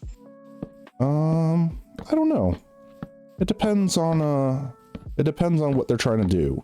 Like, the perfect example is, I don't know if you watched like Reincarnated as a Slime as an anime, but like there are goblins that are like more humanized in that one. Because I have not seen that anime, and that sounds. It's a really good anime. I would recommend it. It's finally getting, like, the anime in this current, like, season or whatever you want to call it is finally getting to, like, the dark hype points. But, like, the beginning of it, it's just like an isekai, LOL, I'm just gonna fuck around in this world because I'm super powerful sort of thing. But now it's getting serious. But like, the goblins in that world look more like cutesy, and then they become more humanized because, like, the main character is trying to make monsters like more civilized, to like live like people do, versus like, in like Pathfinder, where like goblins are just shiny and everything needs to die if it touches their shine, like, like they're gnarled and they stink, and like they're disgusting creatures, you know what I mean? But like, it works for. I really like there's a Pathfinder Goblins comic series, right? Is there? No, I didn't actually know that. That sounds awesome. Because I love the art style that they have with the round, just big bulbous heads with massive fucking mouths and big ears and just grinning murderous idiots at all times. Yeah. And well, they have a comic series about like just the tribes of goblins that in the Pathfinder universe. That sounds cool. Yeah. But But yeah, I mean, like, for example, if the goblins in the slime anime were like Pathfinder goblins, then it would be a lot harder to humanize them and make them feel like, you know, like kind of like, remember like WoW, how everyone's like, oh, the Horde are the bad guys, but like, not really. Like, there's a lot of like orcs that were just like, we didn't want to come to this world, we were forced here, and now we're being like persecuted for it and stuff like, you know, it's like, they don't want to fight, they just have no other choice, they just want to survive. And like, I don't know, I forgot what tangent I was going off with that one, but like, it's a lot harder to make something that is evil. Like, for example, with that same example, with the WoW example, like the undead, like, even if you're on the Horde side, the undead are just always evil. well, Like, I don't care what you say. That was when they changed the writers and shit. Yeah, And they but I stopped mean, trying like, to play it even neutral. when they were the good guys, quote unquote, they were still like, yeah, but I eat children, who cares? They're delicious. It's veal. You know what I mean? Like, it's just like the things that were natural to them because they were undead were still like evil acts compared to society. You know what I mean? As opposed to like in the slime anime, the goblins that lived in the forest weren't doing anything wrong, they were just doing their thing, and humans view them as monsters, so it's like, oh, we gotta go murder all these goblins for sport, you know? And that's just what they did. What's funny is they there's an amazing fucking webcomic that's been going along. It's one of those comics where it's been around for so long that it's had a drastic art style change over the years. But it's literally called Goblins, and it's about like the D&D setting goblins and the fact that they have like we have our war camp where all the male warriors go and hang out. And somebody said Spike said machine gun axe. Machine gun axe, yes. Hey Spike, welcome. You just get off of work? Oops, we're stripping logs. Chewing bubble gum and stripping logs, and I'm all out of gum. Do not get the machine gun axe. It's because you don't have the sound on, so you don't hear, I guess, the sound of me stripping the logs at rapid fire. I'll turn it on for a minute. Yeah, wait, I'll tell you when I'm stripping another chunk of logs, and I'll let you hear what he's talking about. Okay. Let me do this. But anyway, they're like, okay, so we got our war camp where we're guarding the poorly locked treasure chest, and Spike said he was working on music at the practice space and then needed food. Nice. For some reason, my overlay chat is not working properly, so I just have to actually look over at OBS. That's cool. You get any cool music wrote tonight, Spike? Or just practicing stuff you already had?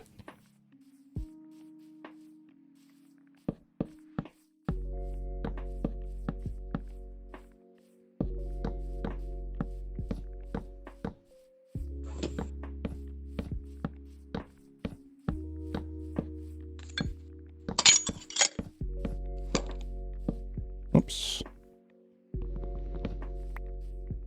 Mostly fine crafting. I was finally crafting my synthesizer sound. Well, that still sounds cool. Hopefully y'all had a good practice sesh. Everyone has a good time, just jamming out. Spike do music? Yeah.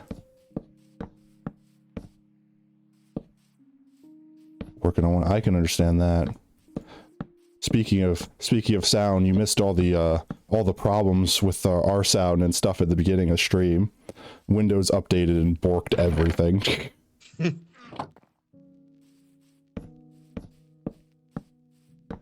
Don't tell Microsoft, but me and my family are cheating on Windows with an older version of Windows. That's fine. I wish I could still use Windows 7. It's not compatible with a lot of the stuff I have right now. Yeah. Alright, Oob, you want to hear machine gun sounds? Let me turn my sound on. Alright. Oops.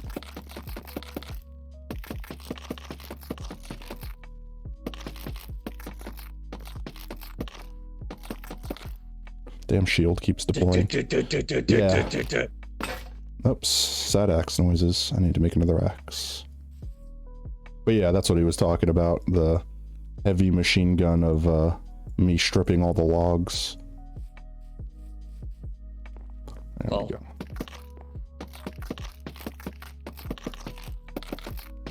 But anyway, in the goblins universe, the goblins are just trying to mind their own business, and well, goblins have a poorly locked chest in the middle of their war camp, and adventurers come to try to take it. That's just the way the things are. Right. And then one day they figure out, wait a minute, why don't we just take adventurer classes, and then we can like better defend our village. And right. This like leads to, you know, world-changing consequences of monsters figuring out, wait a minute, we can take classes. Oh my god, right? Because one of the things about the Goblins universe is they're specifically aware of the D&D mechanics. So they know how many hit points they have and how much experience they're getting and I screwed that up. Things like that. Oh, that's funny. They actually just hit this really weird story point where they have to each go like get interrogated by an angel that basically looks at their character sheet and asks them a question to make sure that they know their character sheet well enough, and if they can't answer the question about their own character sheet correctly, they are instantly killed. Okay, that's brutal. Let's see, there we go. Torch there, and then I think every 4 But you get blocks. a huge fucking boost if you answer it correctly. 1, 2, 3, 4. 1, 2, 3, 4. 2, 3, 4. And then 1, 2, 3, and 1, 2, 3. Perfect. And just repeat that across the board. And then I could save on wood because I don't technically need these blocks. These will eventually be glowstone. As I drop my torch. I should have done this as we went. It's probably easier just to do this.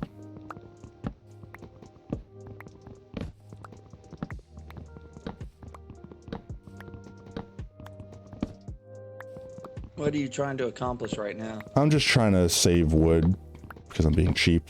So the blocks that are going to eventually be replaced, but temporarily I have to have a torch on, I'm doing that with. So let's see. 1, 2, 3, 4. Boop. And then 1, 2, 3, 4. Boop. 1, 2, 3, 4.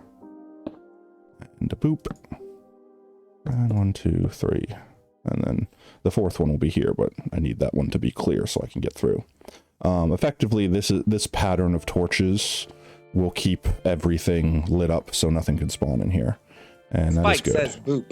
Yes, I've been booping. Booped. 1, 2, 3, 4. Boop. And then literally just repeat over and over again. 2, 3, 4. Can I pick up this block without... Nope. Let's just go to the end. I see that the pattern for them is alternating. Is that like, do you specifically place them a certain way, or are they just automatically load? I'm intentionally placing them in a way that makes that pattern because I think it's cool. Do you like the pattern? I think the pattern's cool. Yes, I do. This should be where I place it. Effectively, wherever you click on the block, it'll place it sticking out of that block. So like this is the end and this is the side. So if I right click on that block and then I right click on the side and I right click on the side and then I right click on the side. So as long as I always click on the side of the block, it'll do that pattern that I want it to do. Get out of here. 1, 2, 3, 4 there. Oh. I went and filled the damn thing in and I didn't actually put down the rest of the things that I needed. I'm a doy. 1, 2, 3, 4. Of course, I can't pick that up. My axe is going to break in a second too. I did not do this the smart way. Not smart in the it's really slightest. trippy sitting here watching the stream and like seeing the delay that they're getting, but I'm not, because I'm hearing your audio directly. Yeah. Real time. And so I feel like I'm like talking through the future. Future.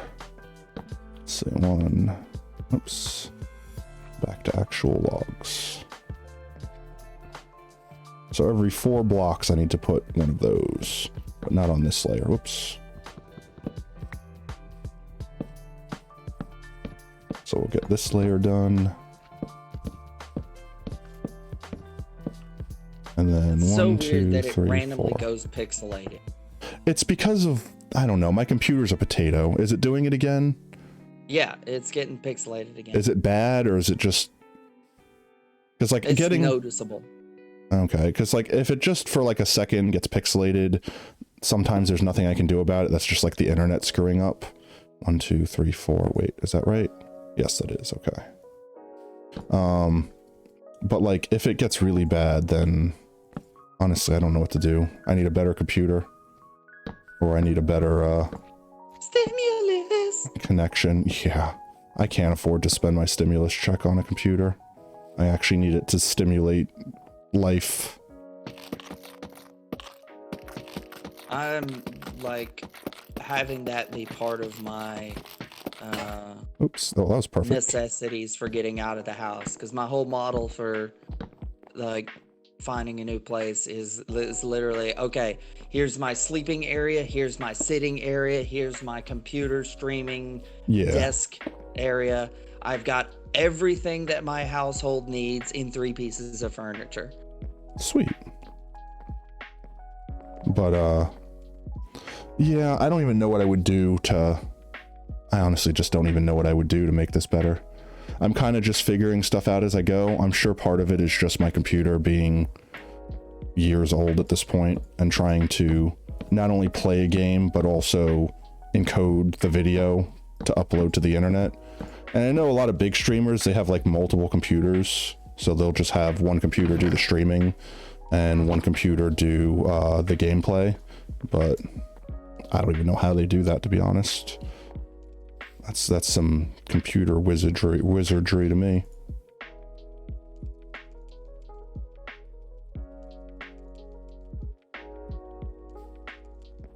Let's strip these logs.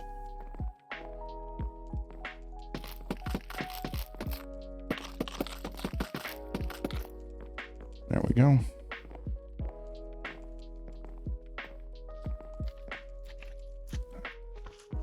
I'm the computer wizard? I don't know. I hardly know what I'm doing anymore. I just make stuff up as I go. Oop. Well, if movies have told me anything about computer wizard stuff, that's how hacking works. Is you just make shit up as you go along. This slime is guarding the entrance to my base. Not appreciated, friend. You know what's funny about hacking in movies is the further back you go in movie history, the less it is, the more obvious it is how little the people who made the movie know how hacking or even computers work. Oh, of course.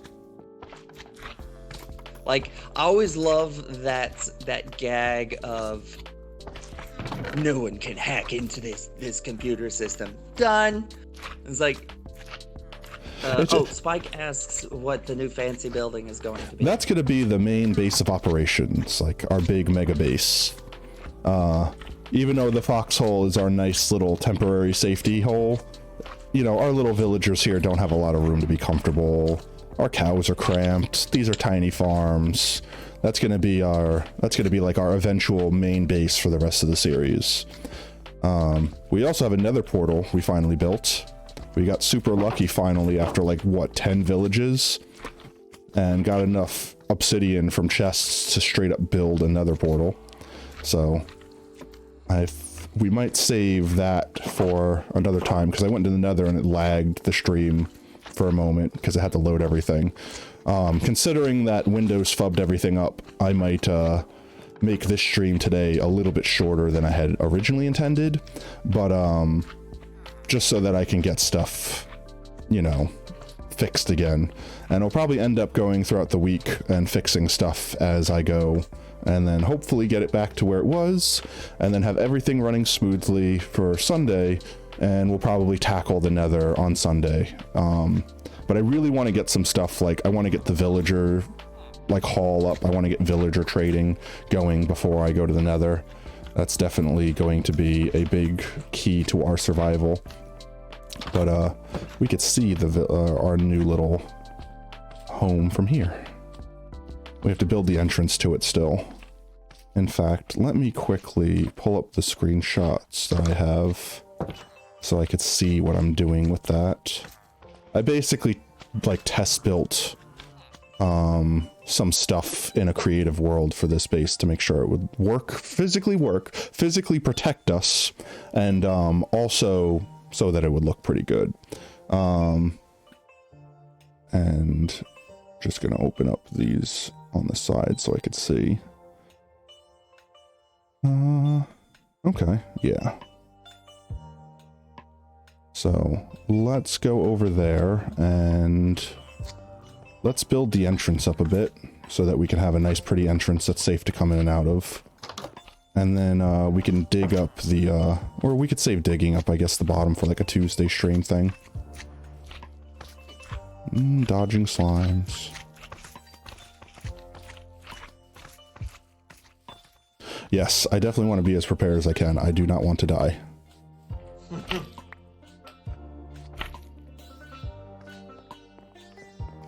Alrighty then. Sleep first. It's about to be night. Let's get some stairs built, because I will need these. So anyway, Mm-hmm. I love when in movies they're like, his computer system has never been hacked, and then the hacker that they're like want to show off is like clackety clack clack clack. I'm in. Like finger spam like, the keyboard. I'm in. Yeah. There was nothing you could have possibly done with those keystrokes to get past their security system.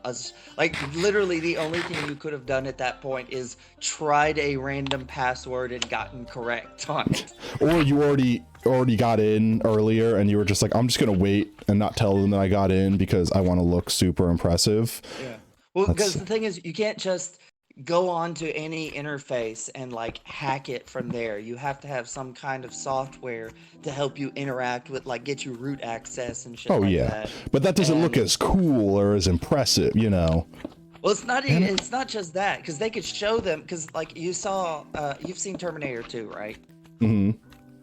Yeah, you know where John Connor is hacking into the ATMs? Well, that's because he had a laptop with a bunch of software on it that let him like specifically do it. ATM and get root access and or whatever, and do all the shit. And but they don't show that on a lot of movies. They just show them like typing into the computer that they're trying to hack. And then you have like all the DOS windows that are flying around always, like you're doing 19 different things at once to get to where you're going.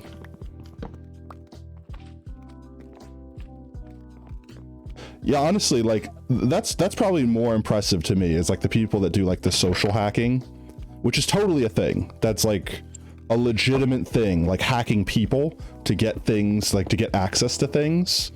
Like you've heard of that before, right, Oob? Like social hacking? Yeah. Mm-hmm.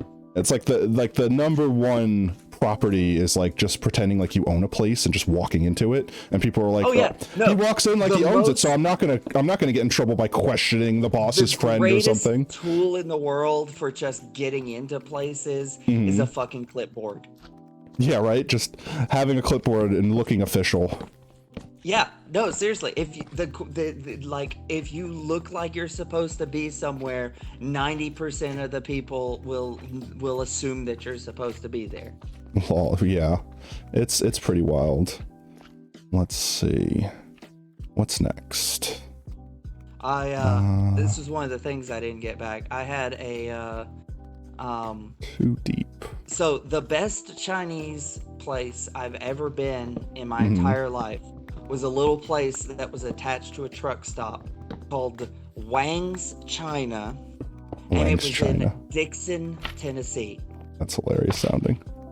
And they had t-shirts and hats for sale, and I 100% bought a t-shirt and hat.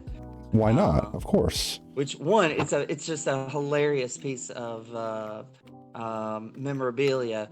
But for another thing, it's also a disguise check, because if you have a Wang's China t-shirt and a Wang's China hat and a Chinese noodle box, doesn't even have to have anything in there. Mhm. You look like you're supposed to go into a place to make a delivery. No. Get my axe back out. I keep messing up my hotbar. So unorganized right now. So I'm making this thing here. This little area will be walled off, but this is effectively going to be how we damn it, I keep missing. How we get in and out of the base safely without having to worry. So like, let's say something happens and mobs get in through our fences somehow, like there's a zombie siege, whatever. This first gateway up here, which is made to look like a, what is it called? A palisade? Is that it? Am I using that word right? You know, like Maybe. the doors that come down in castles, like the big, like gated doors. But effectively, it's only too tall, so big slimes, if they got in here somehow, wouldn't physically be able to fit through. So we could easily run in and out and be protected from big slimes. And then this area here, because, and you could see this really well with these blocks, mobs don't know how to like walk in between blocks. Portcullis. Portcullis, okay. So it's like one of those gated portcullis. Portcullis. Portcullis. A port cult. I assume that's how it's pronounced. So like the mobs will be like, oh, I want to get to you, and they'll just grind their face into the poles, and they'll grind into here. And every time they do get in between here, they'll be like, no, I can't get there through there. I need to go back over here. So they'll like intentionally not try to walk in between here, unless there's so many mobs that mobs like push them through, and then they'll get through. But I mean, we'll have a door here that we can like push a button and get inside and get in safely. So effectively, this only has to get us through until we can get in and have the door closed so that we're safe. And that's kind of the concept here, is that there's like multiple layers of defense to shave things off of our back in case we're running for our lives. So, with that said, let me see. It's another two deep after that. Fun fact. You know, the whole pouring. You all right there? Pouring. Yeah, I just randomly swallowed some or inhaled some saliva. Don't choke now. But you know that whole thing with them pouring hot oil off on people in castles? Yeah. Well, that's actually a bit of a myth, because oil was extremely expensive. What they would usually do is just drop like big burning logs and fire heated sand on people. Neat. Which, imagine getting like sand that was as hot as the embers from your fireplace just dumped on top of you. I mean, yeah, and it would work. Oh, I see you're in full plate armor. What's worse than having sand inside your armor? Sand inside your armor that's currently burning your flesh. Yeah, right. Doesn't get much worse than that. Let's see. I think I did this. Did I do that? I've got sand in places I didn't even know I had. And then I love the fact that he's windows. the only voice actor that came back for every Aladdin movie and the TV series. Who? Gilbert Gottfried. Oh, yeah. I was gonna say, I'm like, who? I'm like, oh yeah, Gilbert Gottfried, Jafar. Yeah, I was extremely offended that we didn't get another Iago for the live action. Nah, what are you gonna do about it, you know? You're gonna fucking hire Gilbert Gottfried to be a Iago again. That's what you goddamn do. Let's see. These Disney is 1, 2, not 3. known for making good decisions about their live action remakes. Yeah, well, I mean, Disney's got their own agenda, you know, they're trying to make money and all that junk. Well, So the problem is that it's because it's such a huge company. Doesn't have like a single agenda. It's got different components that all are going in different directions. yeah. The writers behind some of their greater projects, like the original Lion King, and some of the newer like big like I started watching Soul. I haven't finished it yet. Mhm. It's pretty top tier so far. But those writers are not of the same caliber or even have the same like view on how like a piece of art should be created than the people doing Disney live action TV series.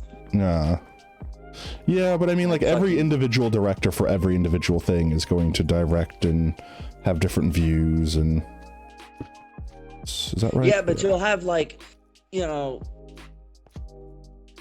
have like general ideas, like smaller companies. There'll be a general consensus on how different aspects of projects should be directed. But when you have a company so fucking huge as Disney, it might as well be a bunch of different companies. Yeah. 2, 3, 4. And then this guy will light up everything there. I'll do that for now. And then if I check, we have block light 11 and 12 here, and 10 and 9 and everything here. So we're fully lit. Except for this block, but it's not a full block. It'll be better, I think, once everything's walled off properly. So, but nothing should be able to spawn in this corner because it's a wall. There's a block there. Alrighty then. I'm just running around making sure everything's lit. You got like coding all over the screen too. Do I? What is going on? Stream, why? Why you do? I just don't know how to fix it. I'm legitimately broken. I don't know what to do about it. I just have to hope it goes away. Cause like my CPU, like everything is doing fine. I have to just go back and find there's got to be other settings that Windows screwed up that is just destroying my stream right now. And I don't know how to fix them. I can't fix most of them now because I'm streaming. Like I have to stop stream again to try to correct them. So just let me know if they don't relent. Like if they're destroying the stream and you can't even see what's going on, then I'll probably just call stream early for tonight and we'll have it wrapped up for Tuesday. All the code and shit is gone now. Oh, you're talking about this? Oh, I thought you were talking about like graphical, like pixelation and stuff. No, all the stuff that's on the screen I'm putting up. I didn't know if you had turned that on and didn't Oh, okay. You know, yeah, no, I did that on purpose. If you look to the left, there's a bat somewhere. If you look to the left side, like right in the middle of all that code, like see this torch right here that I'm looking at? Where the top of that torch is touching, it says facing east towards positive X. Underneath that, it says client light and server light. I'm looking at the block light because mobs can spawn at anything that's 7 and lower. So I got you. I'm basically running around making sure. You're just using that to measure the light level. Exactly. I'm basically running around making sure that the base is spawn proof effectively. Speaking of nighttime. Sun's going down. Sun's getting real low. It is getting low indeed. Sleepy sleeps. Do a heckin' slip. There we go. Alrighty then. So let's get, I think I needed slabs. I keep alt-tabbing, that's why the game keeps throwing up the pause menu. Because I'm like referencing the build that I made to try to see all what I need to build on next. And it looks like I just made slab ceiling. So 3, and then 1, 2, and then 3. Okay. So anyway. Yeah. Oh yeah. So Soul is unique It's visually, it's definitely top tier Disney quality. Uh, they've done a few cheeky things that I really liked. Like they had a scene where the character's like, "Oh no, am I in heaven?" And the little attendant person entity is like, "No, you're not in heaven." And meanwhile there's all these like preborn soul babies like bouncing around and having fun around him. And he's like, "Wait, if I'm not in heaven, am I in HE double hockey sticks?" And all the little like soul babies start jumping around chanting hell, hell, hell, Oh my hell. god. So it was like, oh, they're not allowed to say hell. It's like, nope, they just had a bunch of babies chanting hell. So yeah, they're they're like, we don't give a fuck. But I mean, like, is that really a word that you're not allowed to say on TV anymore? Like, I know there's I know there's stuff around it. Like, don't get me wrong, but like, is it Here's like? the thing. It's a semi-cuss word because if you talk about hell in context to theology, Yeah. it's you're just talking about a thing that exists within a philosophy. Mhm. But if you say, what the hell, all of a sudden it's a cuss word. Okay, I get you. Yeah. Oh, fun fact. Okay, so do you know the difference between profanity and vulgarity? Something that is vulgar. Is something that is vulgar also profane? It can be. Well, specifically, Damn it. profanity is when is referring to the profane, which is when you use some kind of religious context terminology for the purposes of swearing, like saying "what the hell" or "oh my god." Those are considered profanities. Okay. Or now, if vulgarity is referring to bodily functions, like "fuck you" or "you're an asshole." And what's funny is if you combine them correctly, something can be both a vulgarity and a profanity, like "holy shit." Okay, that's kind of funny. Sorry if anyone got offended, but I kind of giggled a little bit at that. What, holy shit? Yeah, I don't know why. It just made me laugh a little bit. Well, I mean, it's funny that because the profanity and vulgarity are very specific things. By the way, if you like fun facts about cuss words, there's a Netflix series called The History of Swear Words, and it's hosted by Nicolas Cage, and it's fucking amazing. It's only like 6 or 7 episodes, if even that many, but it's a phenomenal watch. I might have to check it out. I haven't seen Nicolas Cage do anything in forever. Nicolas Cage is great if you're taking if the casting of Nicolas Cage was taking the entity that is Nicolas Cage into account. Because if you try to put him in a serious role, it's going to fail miserably. But if you write a role for Nick Cage, you can create like a masterpiece. Yeah, a masterpiece. For example, do you know what the problem with the first Ghost Rider movie versus the second Ghost Rider movie was? The amount of seriousness, I'm assuming? Something to do with seriousness? Yeah, no, the fact that they tried to make the first one a serious one, and then the second one, they get, what was that director they got? Okay, I actually have to Google this to make sure.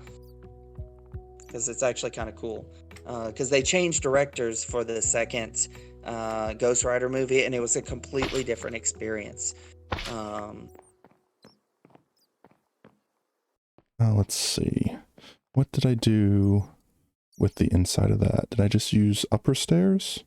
I think I just used upper stairs.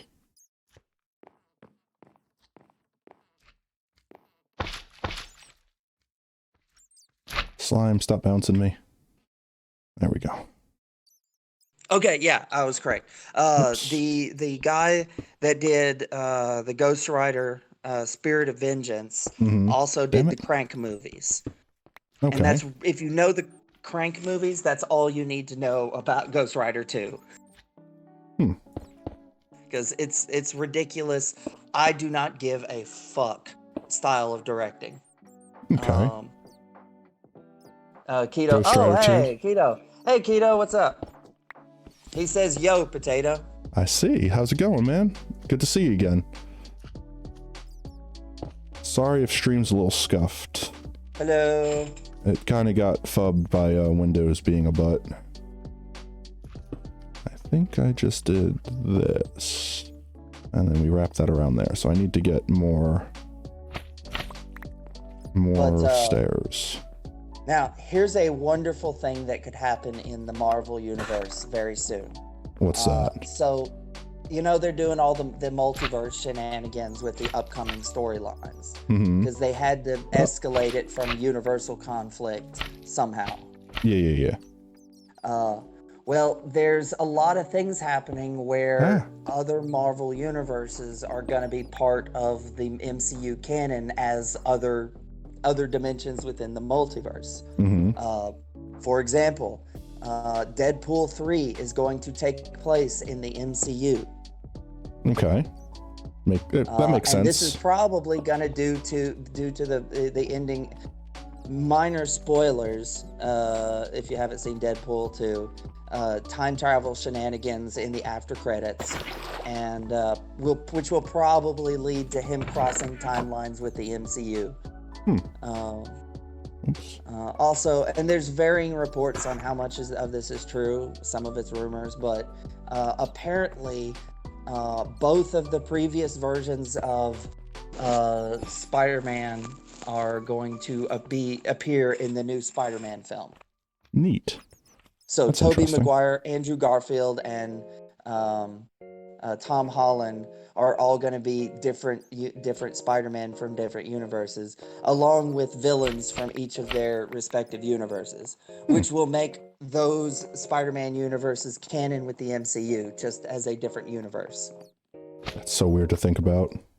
Well, The it gets Spider-Man crazier. universes, in my eyes, are already so screwed up because of like not even close to the three different movies that they've started separate canons in. Yeah, well, not even close to the shenanigans that's going to happen because how did it fall? Deadpool's being, because the X-Men timeline is so screwed up that Deadpool made a joke about it in the Deadpool movie. That's funny. So all of that mess is going to be part of the MCU. That's funny to me. But so it was recently found out that Ghost Rider, the Johnny, what is his name? Johnny Blaze version of him, not the current one that was in. I don't know if you watched Agents of S.H.I.E.L.D. No, I missed that whole series. Yeah, they had they had the second version of Ghost Rider in that one, where he's Robbie Reyes, this Hispanic guy with a badass fucking muscle car instead of a motorcycle. Okay. And but they show a flashback where he receives his powers from the original Ghost Rider, Johnny, or the previous Ghost Rider, Johnny Blaze. And you can just barely see that he's got like a bullet hole in his skull, and he's got a different skull design than the Robbie Reyes version. Well, they've said that that Ghost Rider is going to appear in the Doctor Strange sequel, Cool. Multiverse of Madness. Keto has left for another stream. He just wanted to say hi. Oh, okay. Yeah. But anyway. Thanks for hanging out. The Johnny Blaze Ghost Rider Ouch. is going to appear in Doctor Strange and the Multiverse of Madness. And there was rumors that it was going to be Nicolas Cage as Johnny Blaze. Okay. Interesting. Which, if it's specifically, if they go with the going theme of, well, because of multiverse shenanigans, these movies are just canon now. They might canonize the Nick Cage Ghost Rider movies, which means that pissing flames will become a power with a canon power within the Marvel Cinematic Universe. That's a hilarious. Disney production. Disney urine fire. Because they had a scene, they had this random silly scene in the second one where like this kid is asking him random weird kid questions about like his powers and shit. And it's like, so what happens if you have to go to the bathroom? And he just says, oh, it's awesome. And then it cuts to a scene of him as Ghost Rider shooting a flaming piss stream off the edge of like a cliff or something. I don't remember. That's hilarious. Actually, I remember that from the commercial because it was like in the trailer. I remember that scene. It was funny. If they canonize that movie, then that specific superpower will exist within a Disney universe. That's hilarious. I love it. That's just like, have you ever seen any of Meat Canyon on YouTube? He makes like these grotesque, like almost eldritch horror versions of cartoons that are like beloved childhood memories and just like ruins them, like ruining childhood. What's it called? Meat Canyon is the guy's channel. But anyway, he made this like Bugs Bunny cartoon, and it was very obviously satire and parody, and like Bugs Bunny was basically like I don't know, struggling with some mental disorders. We'll just say that so that I don't have to worry about, oh shit, it's nighttime. I totally wasn't paying attention. Let's go sleep real quick before I get murdered by something.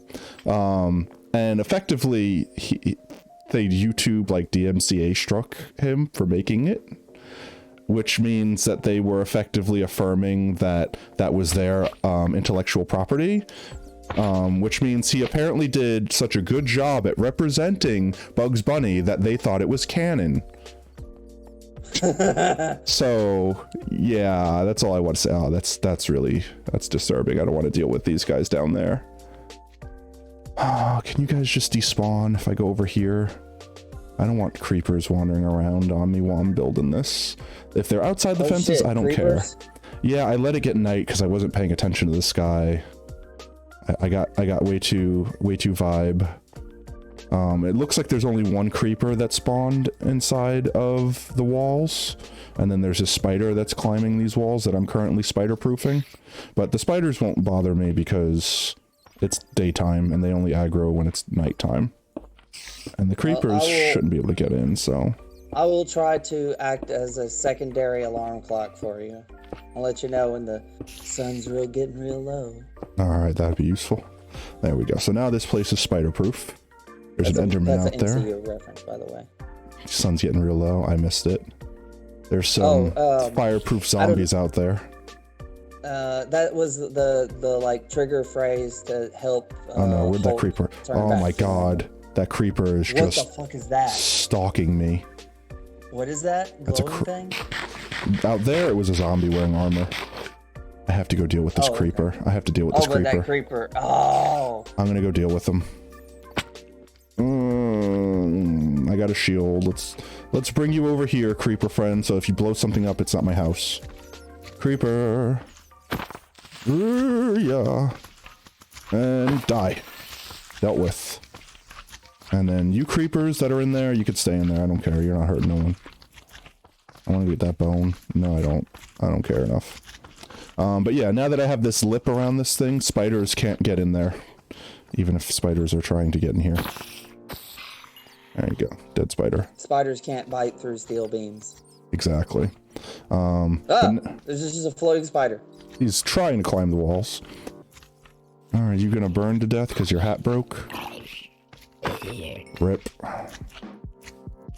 But yeah. You might not have seen it, but Keto made a comment about my multiverse talk because I fucking love conversations about like multiverses within settings and within science too. Multiverse theory is very fascinating. No, multiverse theory is like super fun to talk about. It's also just super confusing.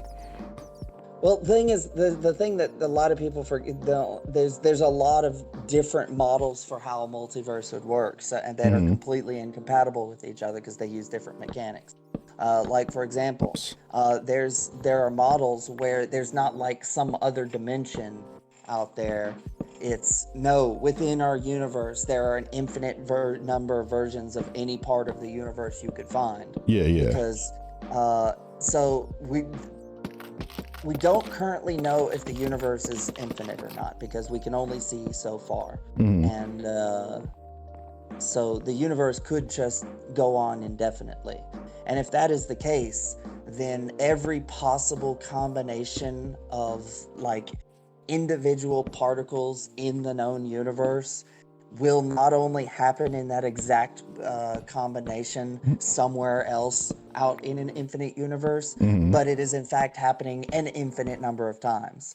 Yeah. So within this universe, if it's infinite, there's another Raven and Oob sitting here on a stream going through the exact same conversation. But like at one point in time, there's a chance that one random thing will be different, and it will be so insubstantial that not only is there an infinite number of us having this stream, but there's an infinite number of us having this stream where the conversation went in a slightly different direction. Yeah. It's so weird to think about. And that's before you get into the weird quantum physics that leads to like other dimensions and shit. Alrighty then. Let's see. So I need a chunk more wood. So let's go back to base and get the wood. How much wood do I have out here? Can you open those gates that are the windows? Yeah. That's what I said. They're also like emergency, like, oh my god, we're overrun, run, and you just jump out. Oh yeah. You can self-defenestrate yourself. Yeah. Just yeet yourself out a window. And you're on like the first floor, so you won't die from fall damage. And if you're clever enough, you can like go through and like not do that, but like close it, fucking stop placing blocks, and then the thing following you can't get out. So you escape and trap the monster inside. Or temporary and then door. set the place on fire. And then set it all on fire. Burn, burn. Let's see. I need to get back up there. I need to just build like a temporary stepping stone to let me get up and down. That's not where I want to place you. Stop. Just stop, stairs. I like you like using the ooze as little placeholder blocks. Yeah, I don't know what else to do with them, so they're just kind of like filler blocks for now. There we go. There's a bat stuck under the floor. What, just spawning oozes? Like blocks of weird gelatinous material that I'd want my money back. Dissolve and create at will. I'd want my money back. Well, that's like I would be like, hey, it's better than nothing, but I'd be like, yeah, but Jimmy gets to fly. That's not fair. Yeah, well, yeah, because like in the that's the sad thing in the mutant universe is that not all mutants are created equally. Sometimes your superpower is your skin is yellow. Yeah. Sometimes your superpower is you need to breathe. Jaundice. Yeah, it's just my life. You can't breathe oxygen, so you need to be hooked up to a special ventilator that like pumps nitrogen into your lungs so you can live. Like stuff like that. But that is literally like the definition of survival of the fittest.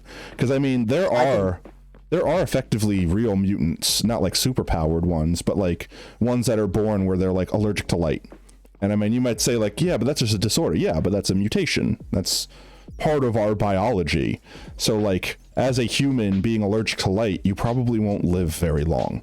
And that's like the whole survival of the fittest, weeding out your defective, weak genes. I don't want to say they're, you know what I mean? Because some people have disabilities. I don't want to say you're Here's what it comes not supposed to be alive, but like that's nature's natural way of being like, this thing is not meant to survive because it's ill. There's a lot that goes into natural selection and evolution. Yeah. But one of the biggest factors is, does it kill you and does it keep you from reproducing? Yeah. And not necessarily in that order, because something can kill, a trait can ultimately kill you, but still be beneficial to your reproductive process. Like how a male praying mantis, upon finishing the mating process, gets eaten by the female, and this helps the reproductive process because the female has a nice boost in protein to help her produce those eggs. Do you have to wonder, does like the praying mantis know that that's going to happen?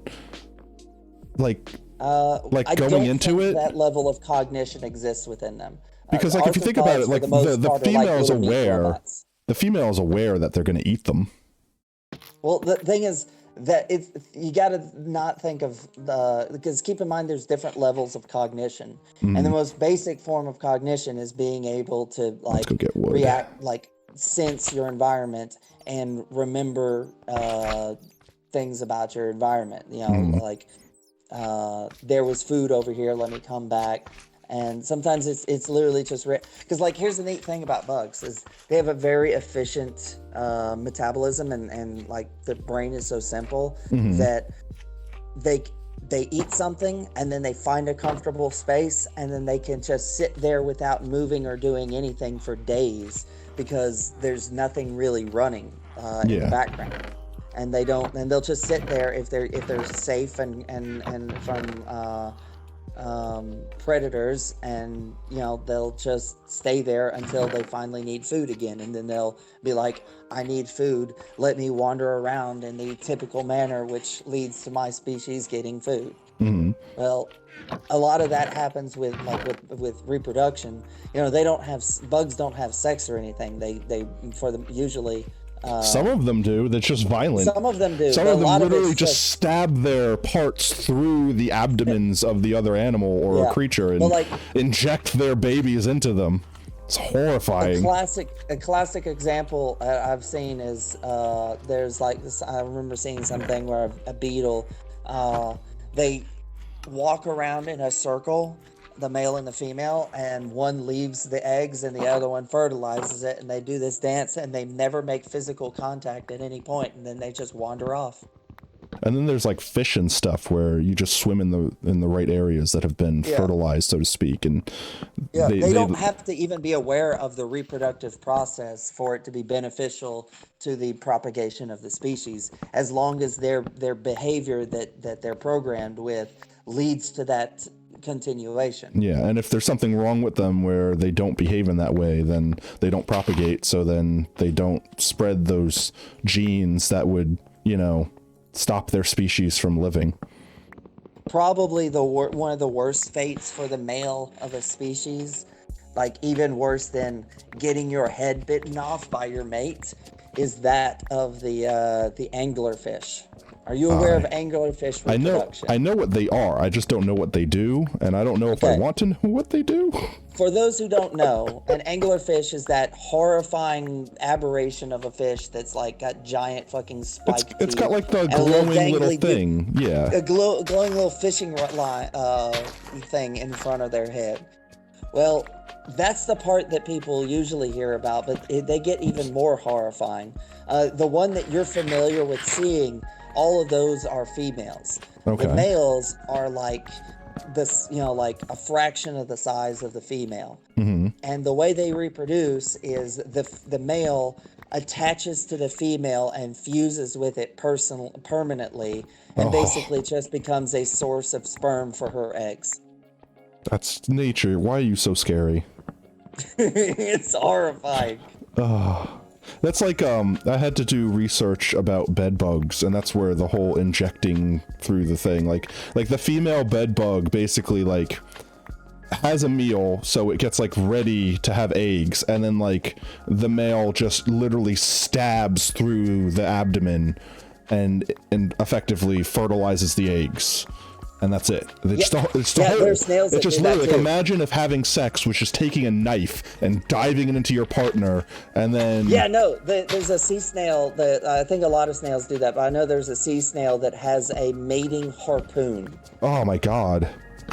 Speaking of really neat looking things off of like the reproduction thing, have you ever seen jellyfish?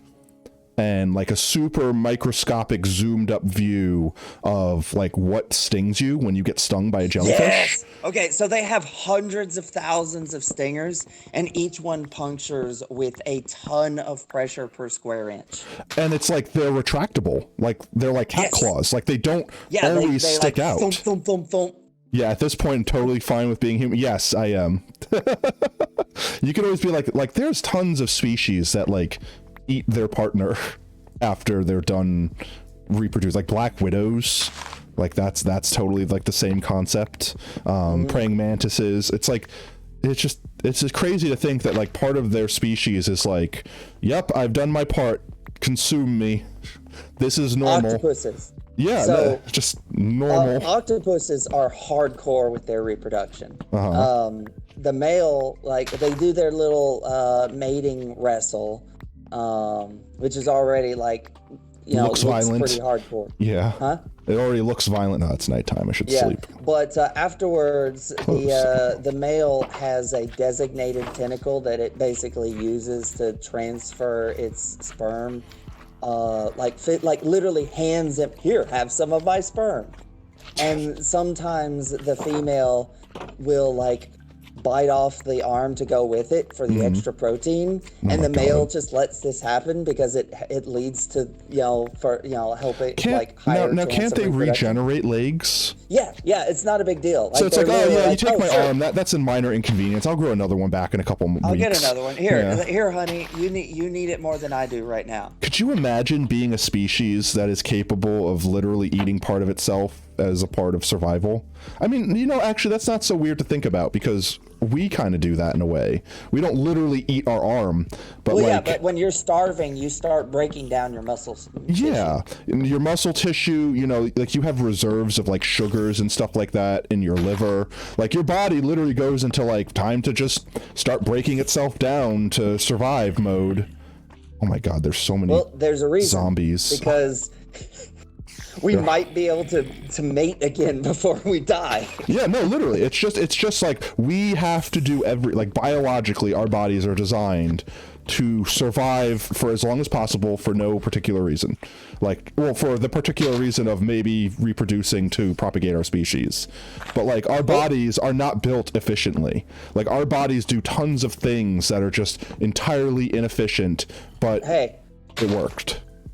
the reason, the sad fact of the matter is that childbirth will never not be like horrifically painful and highly potentially lethal because it doesn't keep us from reproducing if the baby survives. So actually, I actually have an interesting thing to bring up. You finish your comment. I just want to talk about before we get away from childbirth. Yeah, also, menstruation will never stop being painful because it doesn't keep you from reproducing. Good God, what has our stream devolved into? We're talking about the reproduction of the most grotesque creatures and horrible ways.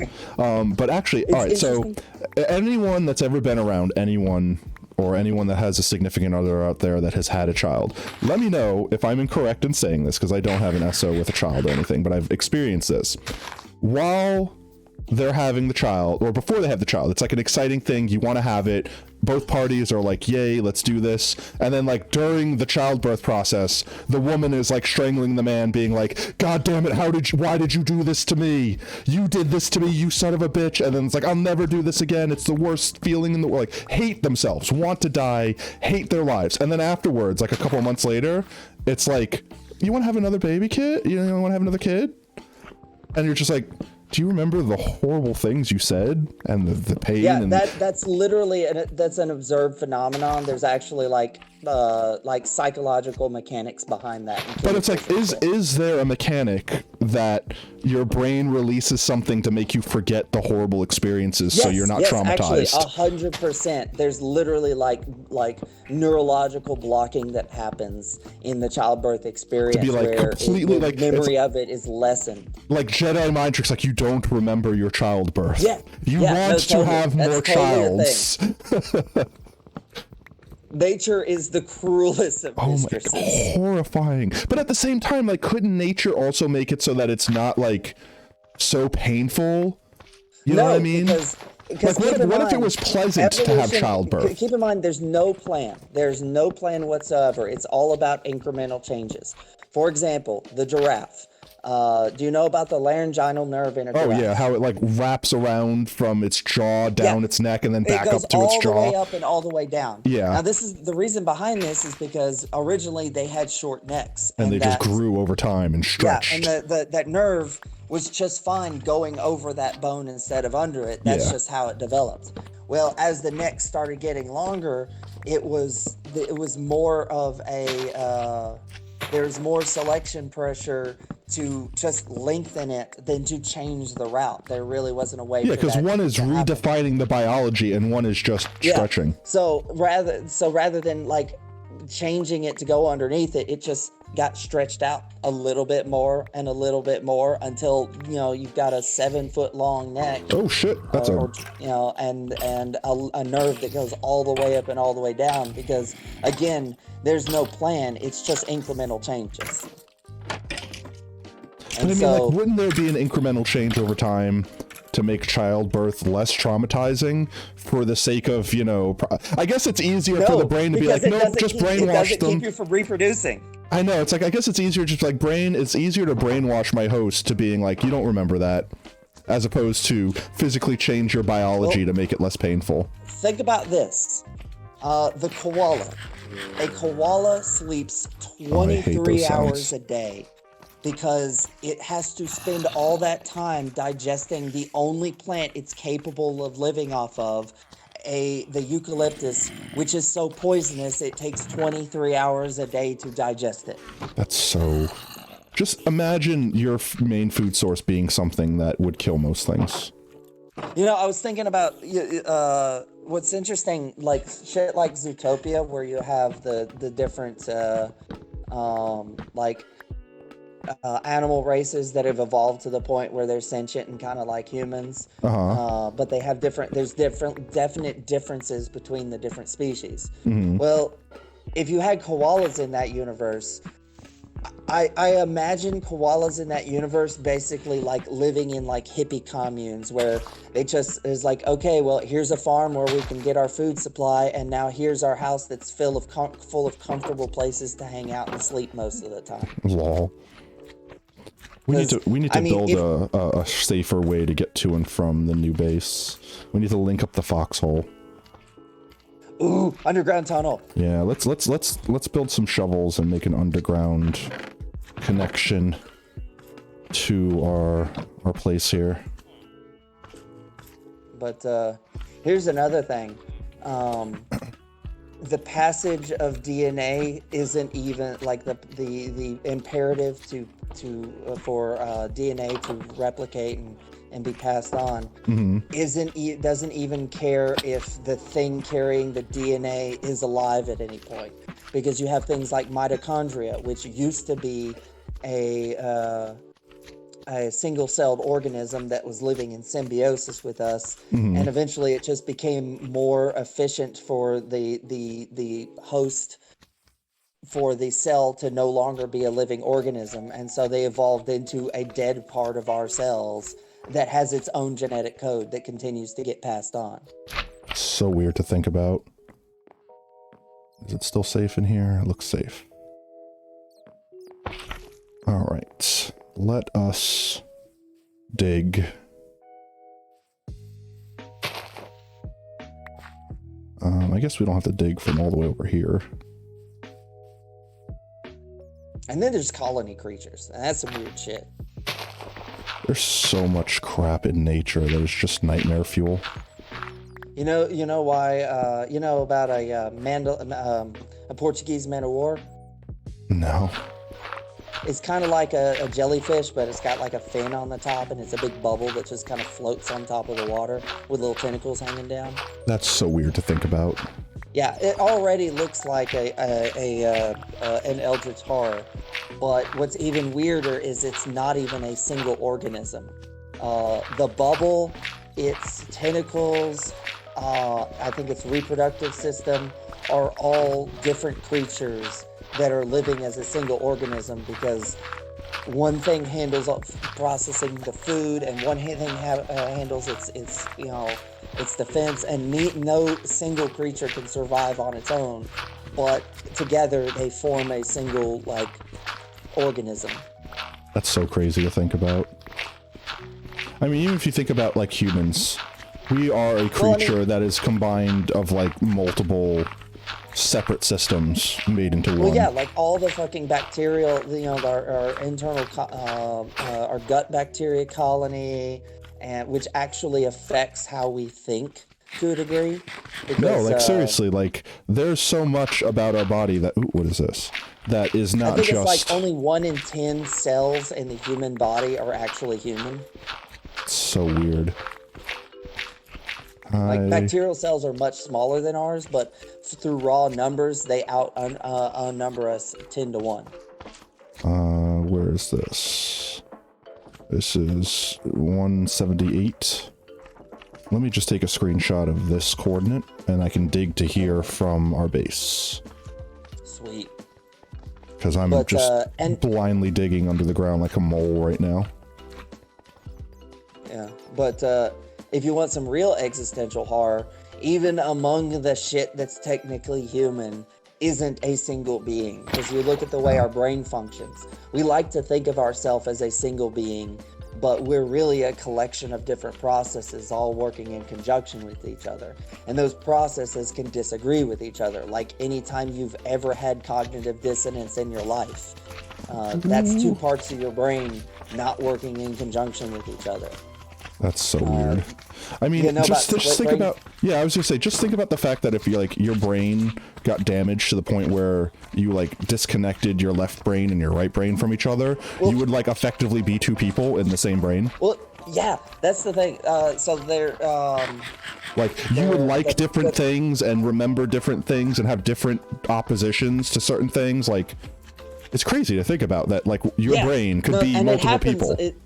Yeah, and it's not that uncommon because there's a procedure for people who have severe epilepsy where you purposefully split the corpus callosum, however the fuck you pronounce it, that connects the two halves of the brain so that it's only connected at the brain stem, which doesn't transfer information directly.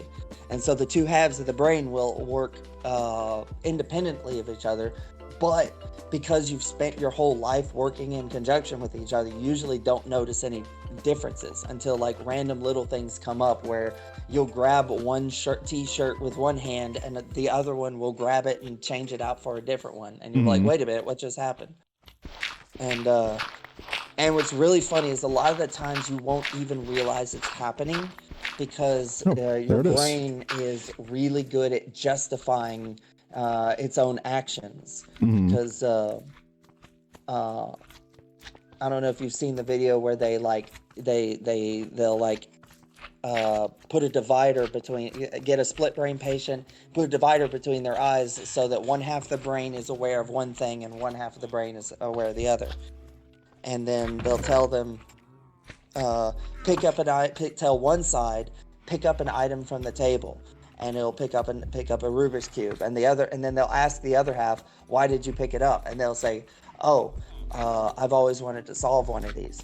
Even though that's not what happened. What happened is the other side was given instructions to do so, and the right side just made up a story to explain their own actions. That's so And we trippy. do that all the fucking time without realizing it. I mean, that's like kind of what dreams are in a sense. Like everyone thinks of dreams as, I think we've had this conversation before, as like a linear progression because that's how our brains perceive time. So like, yeah, but that's not at all what's happening. Yeah, it's more like random things are happening and your brain is making a story to make that linear sense of time make sense. Yeah. Like basically when you go unconscious, all the shit that like sits in your subconscious is just bubbling up to the surface, and your conscious awareness is trying to make sense of it. And it sounds scary, like that was like, how can your brain be wired up like that? That sounds super inefficient, but we do that literally every second of the day because we do not experience the world as it is. We experience it as our brain perceives it, you know. The simplest way to demonstrate this is we see a very narrow band of the electromagnetic spectrum, but there's a whole lot of shit going on in the air around us that we don't see. But it doesn't matter because we don't, need to see an ultraviolet rays or infrared rays to survive on the plains of Africa. So, we didn't ever develop that. And we do just fine perceiving the world in a way that's technically false, but functional enough to get by. It's like technically everything that you're seeing right now already happened like 80 milliseconds ago. Oh, no, actually, they did here's where it gets really creepy. So they did a study where they wanted to measure people's reactions to see how fast their brain was reacting to making decisions, and would basically ask you a question, and you would then hit a button to answer it as quickly as possible. And what was interesting is they figured out that basically they isolated the part of the brain that does the experiencing, the part of you that you usually think of as you.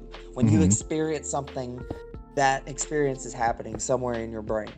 Well, they found out that when you make a decision, that decision is made up to a half of a second before you experience making the decision. That's so Which crazy. means when you remember deciding to have orange juice instead of milk, your brain already made that decision, and you're just experiencing like that. You're experiencing it, yeah.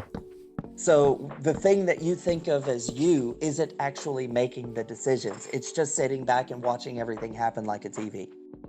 So freaking crazy. So surreal. But the neat thing about that is we can make future decisions to alter our behavior. This is why addiction is such a big problem, because you will know exactly what it is that you're supposed to do and that you have to do, and you will not fucking do it because your brain hasn't been properly trained to do so. And your subconscious is going to make decisions based on the way it's currently wired up. So even though you know you're not supposed to do something, you'll do it anyway because your brain will justify it in some way.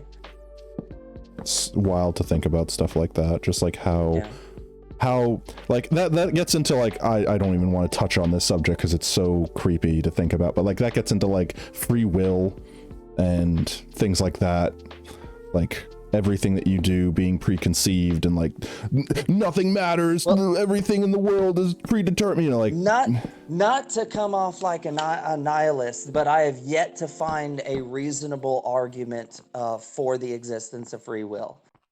But that's what I mean. It's a scary topic to think about.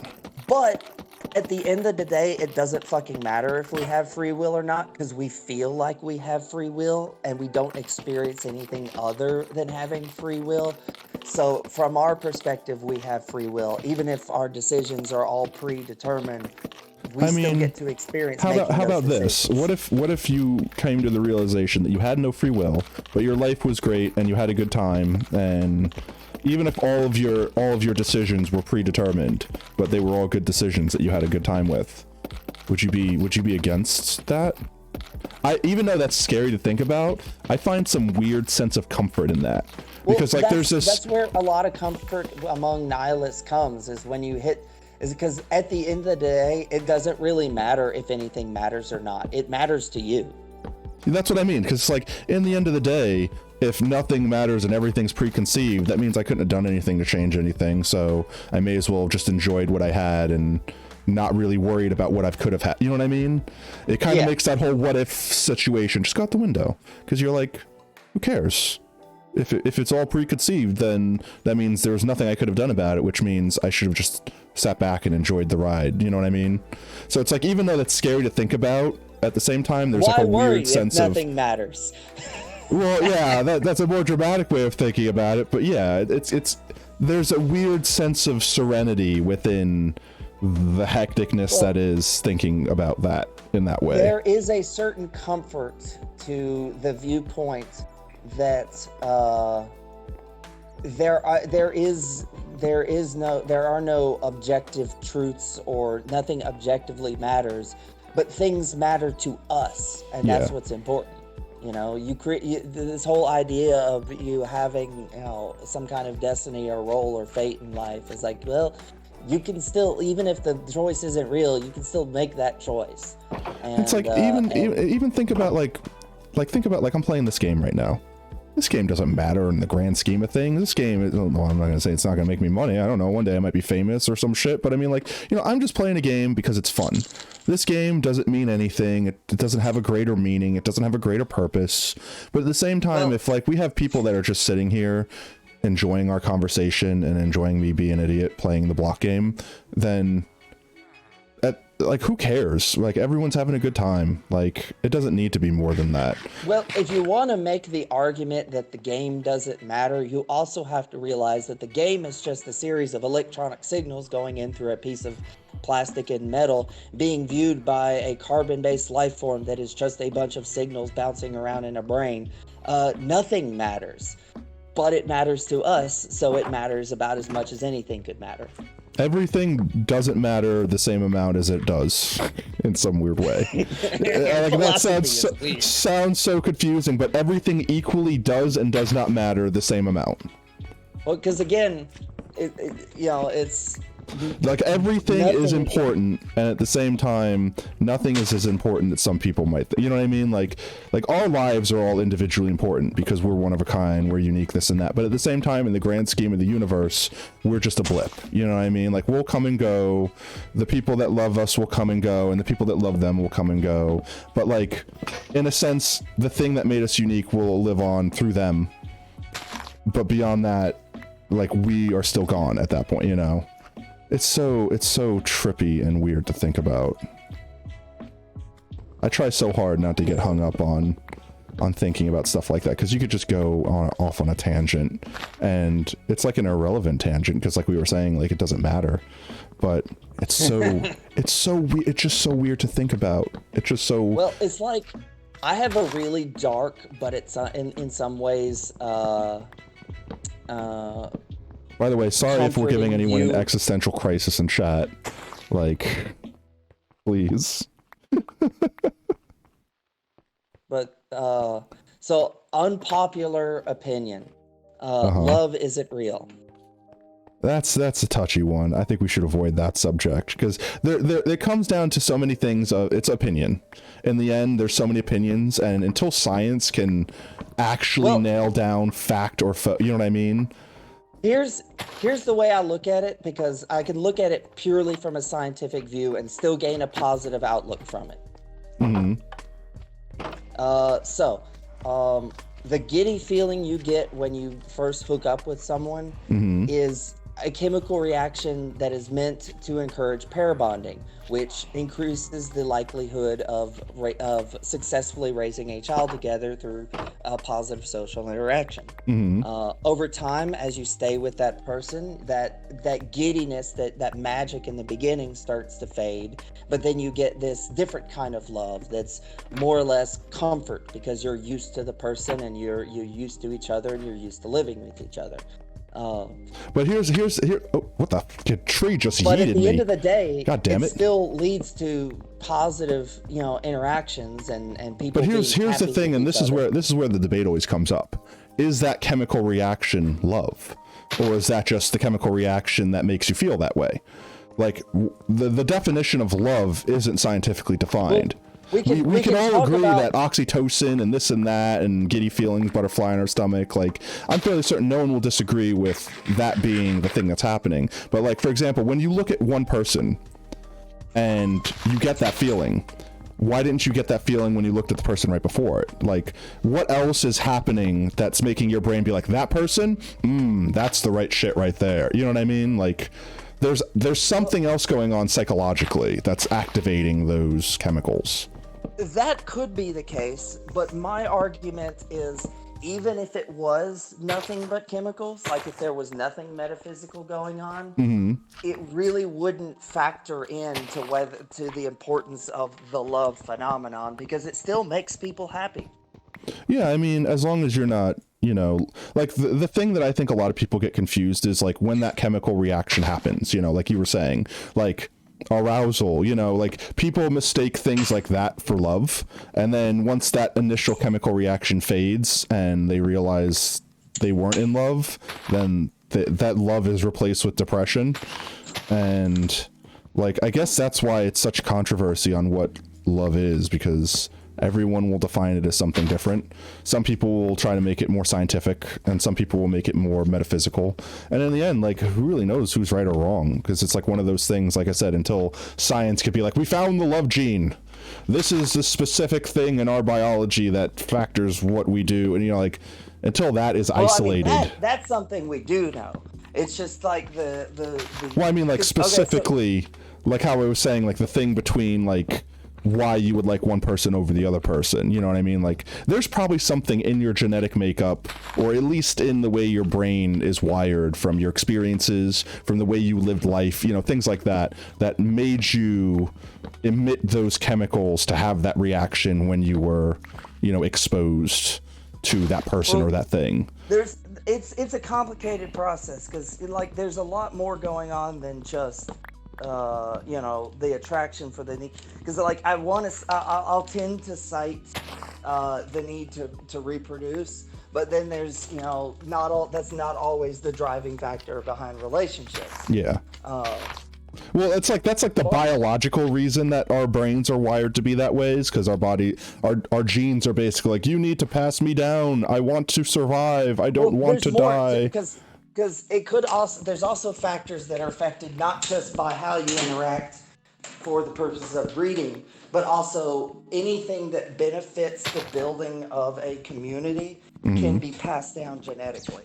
Sure. They've actually shown that like homosexuality in a lot of species actually helps improve the health of the population. Wasn't there a study that actually said like you're more likely to be homosexual depending upon how many times your parents reproduced?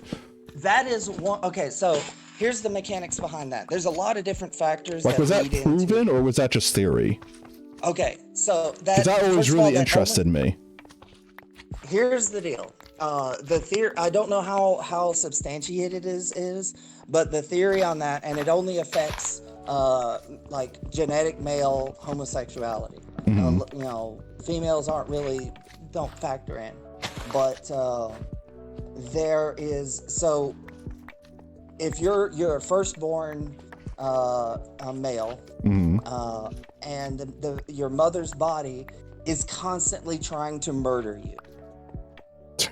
Like literally? Because even though you're supposed to be there because of reproduction, you're still a foreign object. Yeah. Yes. It makes sense. And so you're like the pregnancy process is this constant battle against the mother's own defense mechanisms. Well, the more males you have, the more male children you have, the better the body gets at like preparing it, and basically it affects hormone levels early on, hormone development, which can lead to a higher rate of homosexuality. So it's less that it's trying to make the baby homosexual, and it's more that it's like depriving them of the ability to produce the same amount of hormones that would give them that typical, I guess. Which so again isn't the only deciding factor in someone like growing, but it can be a factor, and so that's why that phenomenon happens, is because you know, the more males you have in a row, the more it affects their hormone levels during early development. Huh, that's so weird to think about. Yeah. There's also, you know, there's they call it the gay gene, but it's really not a single gene. It's a bunch of genes that can affect, and then there's some of it's completely nurture. Lots of, not just in humans, but in lots of species, members of the population will show a tendency towards homosexuality when there is or homosexual behavior when there is when there's population issues. Like they'll like, for example, in a prairie dog community, if their nests start getting like overrun by family members, they'll start like turning out gay. To like reduce their own population so that they don't starve to death and stuff like that. Yeah, that's that. So it literally happens like as a benefit to the community as a whole. And there's also in a lot of the more social species, homosexual members of the community will serve different roles in that community than other males or females of the same species. And they'll have like specific behavioral roles that they'll take over that are unique to them. So it's so trippy to think about. And then there's obviously like the side of like like just environment and stuff like that too. I don't know. It's so Well, like weird. anyone who's ever watched Jurassic Park knows that there are frogs that can change their gender depending on environmental pressure. Oh, it's because they're drinking the water. They're making the frogs gay. Okay. Like, I can't. All right, look. I don't. If anyone out there is an Alex Jones fan, I'm sorry. I can't take him seriously. The man. I don't think he takes himself. I don't think he takes him. Is an Alex Jones fan and they're listening to this stream, they're already a unique individual. And if they don't know that the shit that they listen to is at least Look, like I crazy. watched him not because I was interested or believed him, because it was hilarious. Like, I thought it was a joke. I thought he wasn't supposed to be taken seriously. Like, I thought he knew that. For a long time, I wondered. Like, but then, like, I don't know. Like, I still don't know. Like, today, he might... Well, he might still not be taking himself seriously. You know, he lost his kids. No, did he? I didn't know that, actually. Like, lost them, like they died, or like they were taken away? No. As in a whatchamacallit case. Like civil, like his wife took him effectively? Huh? Like his wife took him from him effectively? Yeah, basically. Okay. Basically, when you said lost his kids, I thought they like died in a car accident or something. I was like, no, that's awful. I don't care if the guy's an asshole. That's awful. Yeah. No. He Dead kids pog. He basically, they used in his custody case, Mm-hmm. they used footage of his show to show what like he's person he is. Like if he's being taken seriously there, he's criminally insane at that point. Yeah. And he made the argument that, oh, well, that's just my character. I'm not actually like that. And his wife was like, no. He's actually like 24/7. Oh my God, that's insane. That never turns off. He's like that all the time. Because that's what I mean. Like, if you're playing a character because that's the thing that gets your views, and you're the crazy guy on the internet, talk about gay frogs, and it's like, okay, whatever. Like, you do you, fam. Like, I don't know if I want to personally be recognized for being that crazy guy on the internet. At least not for the same reasons he is, but I mean, I'm not going to judge. It was entertaining to watch. One of the most informative things to explain the Alex Jones phenomenon ever was watching the Joe Rogan episodes that he was on. Mm-hmm. I haven't seen the third one he was on. He was on one, and I had to stop because it started getting way too intense. I don't even want to go into that area because it goes into the politics, but it got to be a bit much. But he's gone on these rants where he explained his insane belief system. And first of all, Joe Rogan pointed out that, Alex Jones legitimately has a unique talent. Of being crazy? He pours over all kinds of information, and he can just spill it out of his brain without stopping for 20, 30 minutes, 3 hours straight without stopping, because he's just he's got the ability to talk about how I'm just overflowing with random information. I envy Alex Jones's ability to soak up and pour out mass amounts of information. I'd like to think that I personally could go off on a rant and talk about shit for hours. Like, you could name anything, and for the next hour straight, I can just talk about that thing and nothing but that thing, and go off on tangents that eventually return to that thing. But it's like, there's a difference between... Chat, give us any subject and we'll talk about it. I mean, I could. Within reason. I mean, anything that's not terms of service or, like anything that's gonna preserve the vibe, so to speak. But I mean, really, I understand that not all people can talk for that long or have their conversation bound up to match itself and all that. But it doesn't mean he gets the right to be crazy.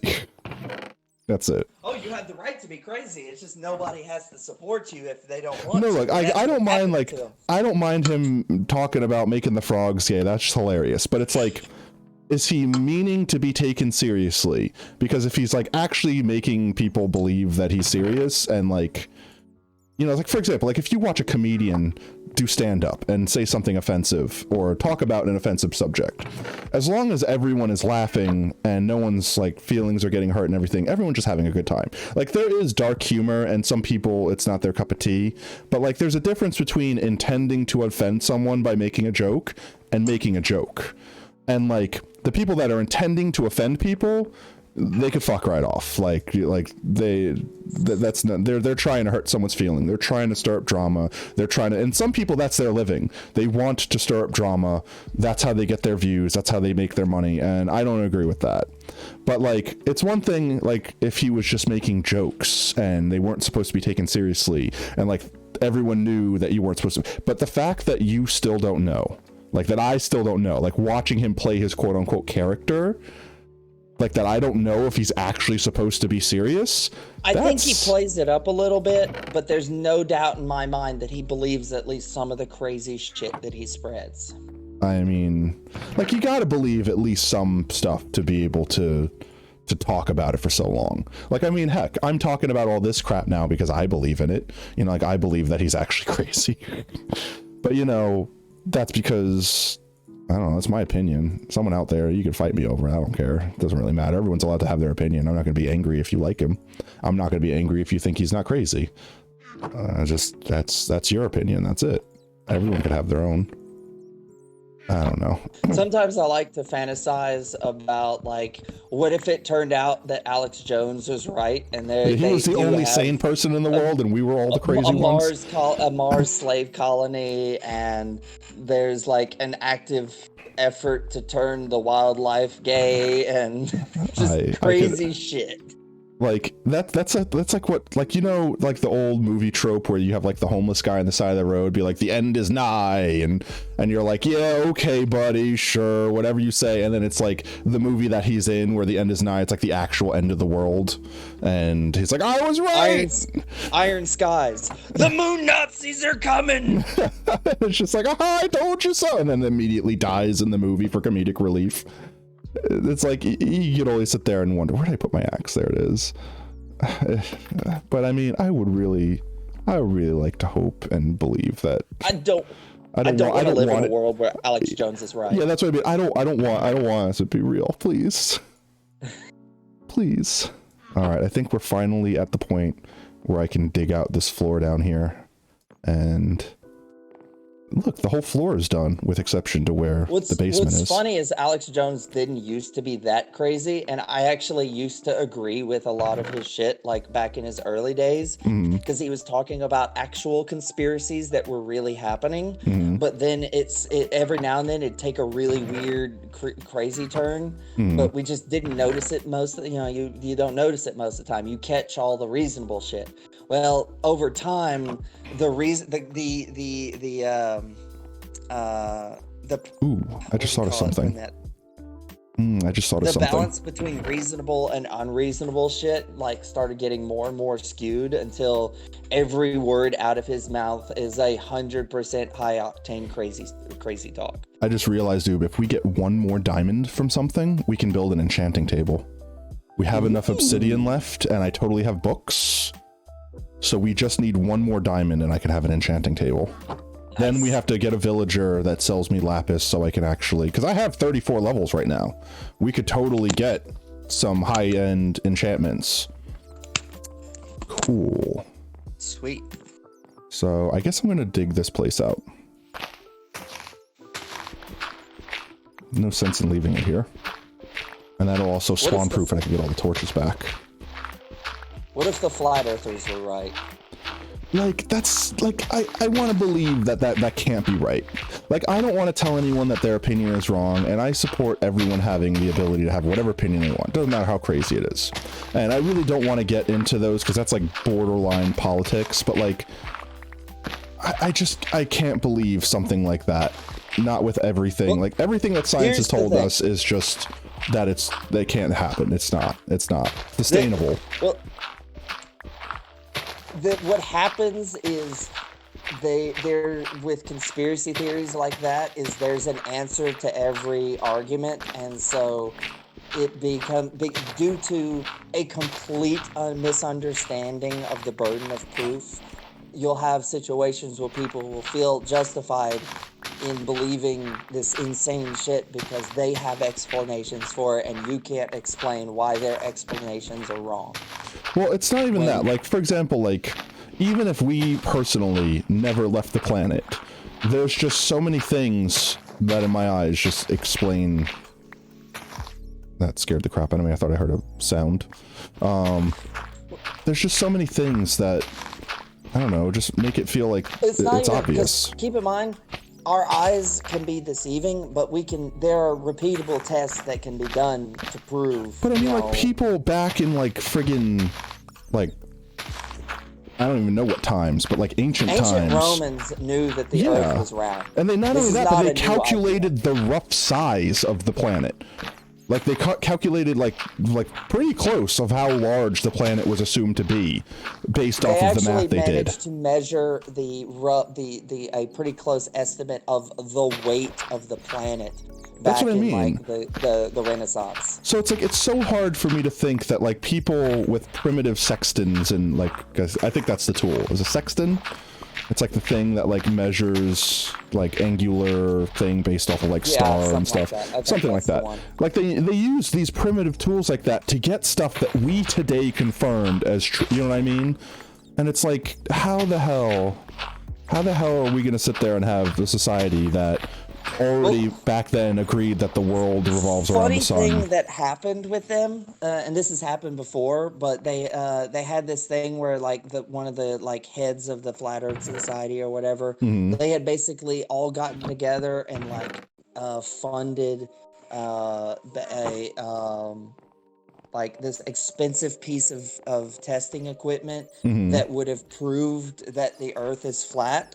And then when they got their measurements, they're like, oh, that's totally round according to these measurements. So what we're going to have to do is work on a theory to explain that. So crazy. It's like, wow, you literally got the test results in front of you, and your conclusion is that you have to find a theory to make it still work with your hypothesis. I buried my chest with all my materials under the ground. Lol. Which one was it? It was one off. I almost randomly guessed it. I also have heard of, like, fairly well-off people who have left open challenges to the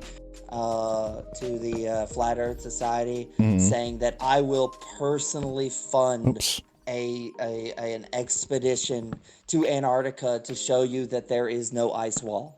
I know, but I mean, like, it doesn't matter, because the people that want to believe that are just they're gonna believe it, and that's why I said it's like, I don't mind people that have opinions. Like, well, Shaquille O'Neal's a flat earther.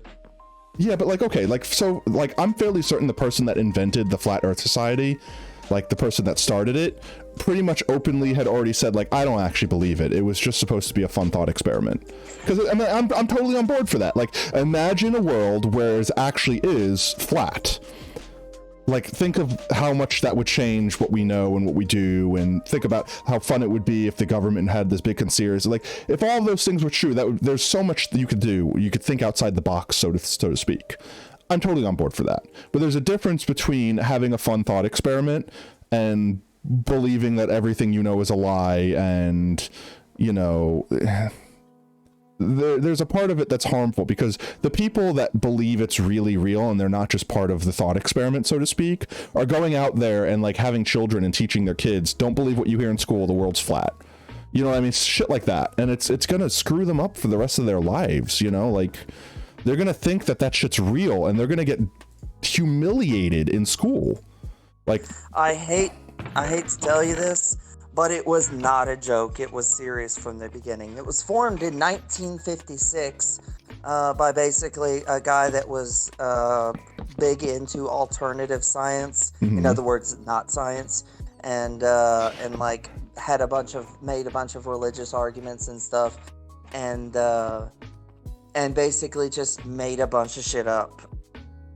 I don't know. Like, I understood why people way back in the day thought the Earth was the center of the universe and everything revolved around it. Well, but... see, that's the funny thing. So, in those times, based on the evidence that we had, it was completely rational to believe that we were the center of the universe. Yeah, that's what I said. I understand why back then it was a thing. Everything around us, from our observations, rotated, and we stood still. To revolve around us. Yeah, that's what I said. It makes perfect sense as to why that would be a thing. But like now that we know, it's like I don't understand how we're backpedaling so hard. Well, it's no longer rational because we have evidence to the contrary. Well, that's what I'm saying. Now that we know, it's like, I don't understand how people could backpedal so hard and be like, nope, I don't believe it. NASA, they're fake. All those pictures, Photoshop. Here's the funny thing.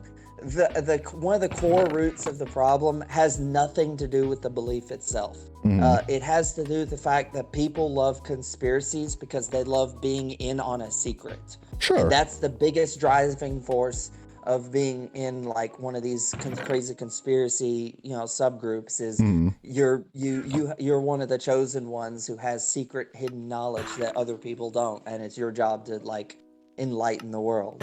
It makes people feel special. Also, Ghost Boat says he loves the stone cutter next to the bed. I know, right? It's totally safe. I was going to make a comment about how horrifying that scene. You just roll over, slap your alarm clock. That's safe. That's safe. Think of it like, like you're groggy, you're waking up in the morning and, you don't really want to get up. Just lob a finger off. Awake instantly. Done. Honestly, just waking up is a horrifying perspective because you've got about a 50% chance of having a spinning blade in front of you when you wake up. I mean, it's fine. It's fine. If you're a side sleeper. Let's see. Did I do this right? I think I did this right. Are you a side sleeper, back sleeper, stomach sleeper? I move around. I think I like sleeping on my back. Or I like sleeping on my side, I guess I should say. But I always end up sleeping on my back in the end because like I lay on my arm and it falls asleep and it's uncomfortable. So I end up always sleeping on my back. But I like sleeping on my side. I'm primarily a back sleeper, but I will change. It's like throughout the night I'll switch to my side for a little while just to like change position, but I'll always spend most of the time on my back. But I'm weird when it comes to sleeping because my mutant superpower, this goes back to useless superpowers. My mutant superpower is I can sleep anywhere, anytime. Okay, so I do have a mutant superpower, and I realized this way too late in my life. I'm like immune to spice. Damn it. Like I don't taste spice. Like I don't mean like I don't taste like pepper, like the spice, like the flavor. I taste the flavor. It's just like capsaicin or whatever. Capsaicin, yeah. Yeah, like it doesn't burn. Like I've eaten like ghost pepper, fucking like barbecue sauce and shit, and it's just like, yeah. That's actually a mutation that would hinder your ability to reproduce, because the sensation of spicy things is supposed to be a warning that the thing that we're eating is dangerous. Poisonous. Yeah. But I mean, which of course, because humans are fucking crazy, we're like, hey, this is fun. Let's do this on purpose. But I mean, like, I never realized this. So like my whole life I thought spice was like a different sensation than what it really was, because like the only way I know I'm eating something spicy is, y'all ever chew like menthol gum or something, and like when you breathe in, like it has that like that crisp sensation, like you can feel it on like your cheeks and gums, like where the air you're sucking in effectively passes over. Oh, fucking scared the shit out of me when I fell. When I eat something really spicy, I can feel that sort of like a menthol sensation, but that's it. Now I found something else out as I got older, because even though I love spicy stuff, he has witnessed, yes, no, like you could legit just feed me whatever spice you want and I'll be like, yeah, this is good. And like I never knew certain things were spicy before. Like I knew that jalapenos are supposed to be spicy, but I thought they were supposed to be spicy like how black pepper is spicy, where it's just like it's like mildly uncomfortable or something like that, and you know, I just had a good resistance to it or some shit. But it's like I didn't realize that jalapenos were like supposed to be like before ghost peppers were a thing, ghost peppers. You know what I mean? You all right there, Oob? I should just get more wood and do this when I have wood. Yeah, I'm fine. Okay. But, so that has changed a lot when I realized that this was a thing. Because, I don't even know how to describe it. Like, there are so many things that when I grew up I didn't realize were supposed to be spicy. Like, I'm trying to think of something. I can't even think of something right now. But it's like, I always just assumed that certain things weren't spicy because I couldn't taste it. So then someone's like, no, that's incredibly spicy. You're like, it is? This thing? That would be like if you told me right now, like, salt was spicy. Like, let's say, imagine if you, like, I mean, technically it's a spice, but I mean, like, you know, like, burn your tongue spicy. I guess it could technically burn your tongue. Yeah, you didn't know that? That's what I mean. Like, you could legit be that. I'd be like, are you serious? And I would just be like, what? No way. My whole life I've been eating salt and I didn't know it was spicy. Like, legitimately. Like, there's so many times that has happened. And, like, there'll be times where, like, we'll have food. Like, me and my friends will just be eating. And, like, I know you know Leo. Like, he hates spicy food. And I'll order an appetizer at a restaurant or something like that. And I'll be like, oh, no, it's not spicy. It's just salsa. It's like, salsa's spicy. I'm like, salsa's spicy? Are you fucking shitting me? What is spicy about salsa? Are you gonna tell me tomato sauce, like on pizza, is spicy? Like, no, literally. Like, so it's like someone's like, oh, it's so spicy. I'm like, it's salsa. It's not spicy. And just, it blew my mind. I just was so unaware. Just, oh my god. I need more axe. Okay, I'm off on a weird quest. I don't know. There is a trash can that's supposed to be going in the office, and I have no idea where it is. Someone steal your trash can? Well, no, my dad. Like, they must have taken the trash out and then just not brought the office trash can back. No, whoops. Whoops. Oh, but going back to spices. So, funny story about capsaicin. Mm-hmm. I had a friend who... basically, me and some friends went to like this fancy spice store, mm-hmm. and they had like tiny little vials of pure capsaicin.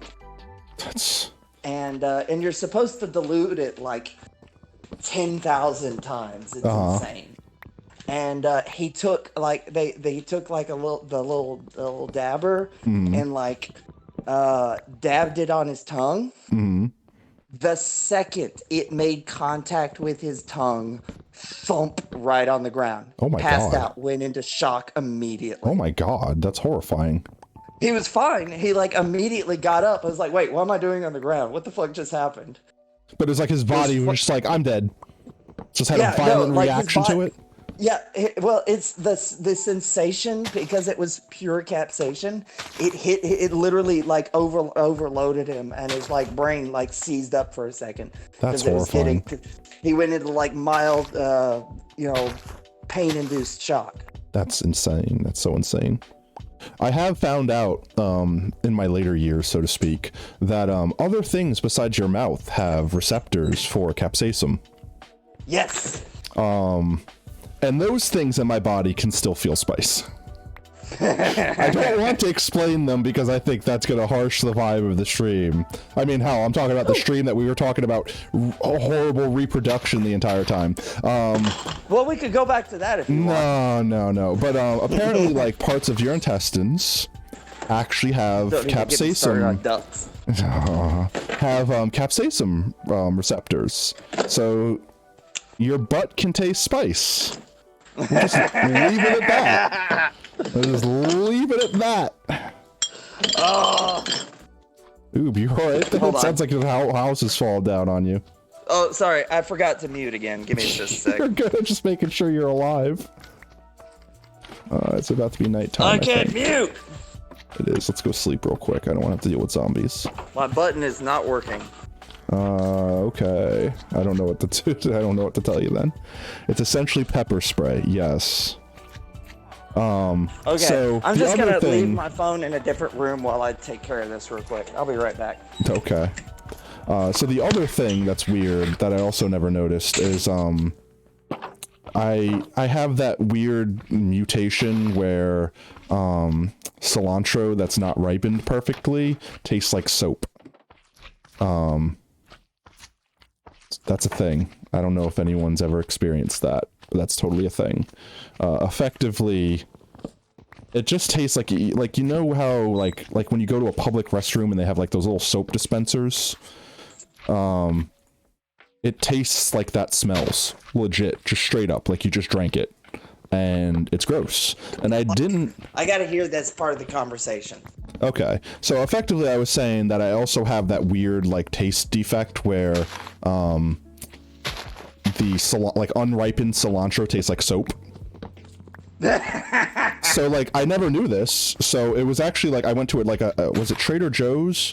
What's that Mexican place that like the burrito place? They have like a salsa bar. Well, anyway, we went to this Mexican restaurant. Cilantro, yeah. No, I understand why, because it's absolutely disgusting. Like I was foaming at the mouth. It was nasty. I love cilantro. No, like but it has to be ripened. Like if it's not perfectly ripened, it's like eating soap. Literally just consuming liquid soap. Not even bar soap. Bar soap would be more tolerable. Liquid soap has its own everything, taste. It's so violent. I don't know. It's disgusting. It literally make me gag. But I never realized this until we went to this Mexican restaurant that had this like fancy salsa bar, and I was trying a whole bunch of salsas, and every time I eat, I'm like a germaphobe in real life. So I mean, like, I wash my hands probably way too often, and I guess with COVID and everything nowadays, it's a good habit to have.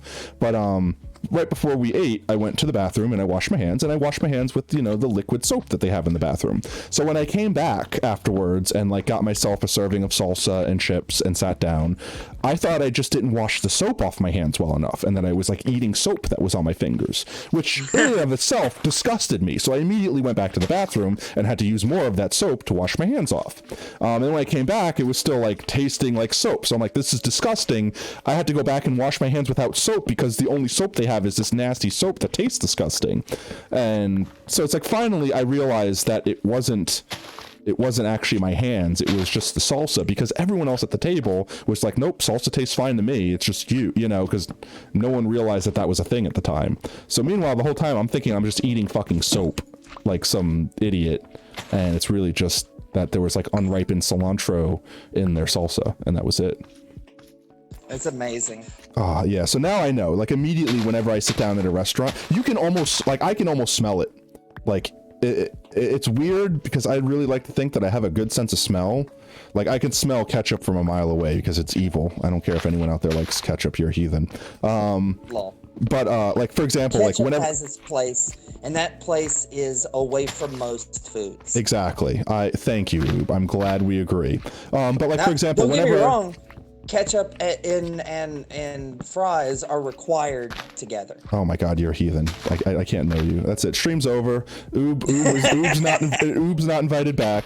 But no, in all seriousness, like when I order a burger from like, I don't know, a fast food joint, I always get it like plain. And in the South, you have to specify plain and dry, or they put fucking mustard on it for some reason because they're disgusting. But I always get it plain, and all I have to do is open the bag and smell the bag. I don't have to open the burger. I can smell the ketchup through the bag. I can also smell onions that way. I don't know. I feel like a lot of people could do the onion thing because onions are also a very violent smell. But I could just smell the ketchup permeating through the wrapper and the burger and just be like, nope, you didn't make it plain. And like I did that once to someone.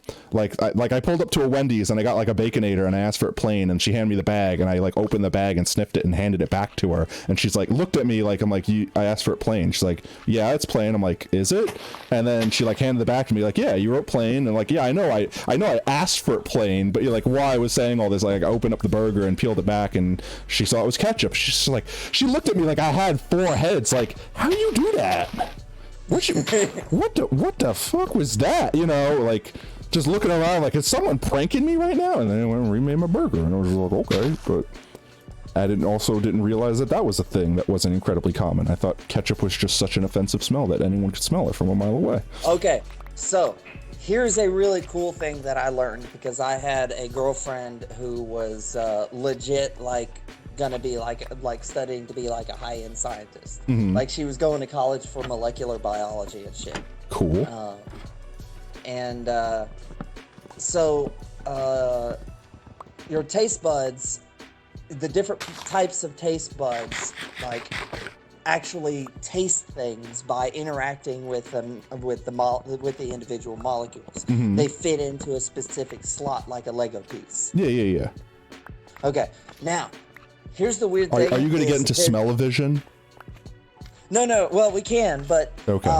Because that's there's totally... a thing that specific types of like the specific types of molecules can have a quality called chirality, Mhm. and that when that chirality is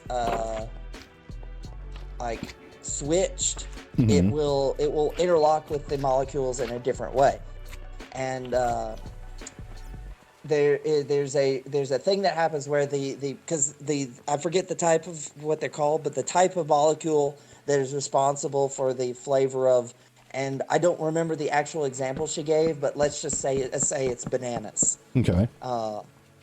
If you flip it, it then tastes like rotting flesh. That's kind of cool, actually.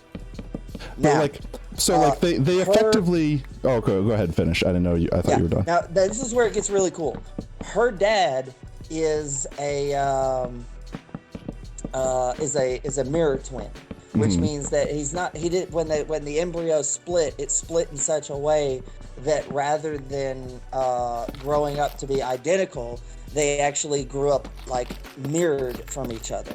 Okay. Because there's certain parts of the human body internally that are asymmetrical, like how the heart is positioned and whatnot. Mm-hmm.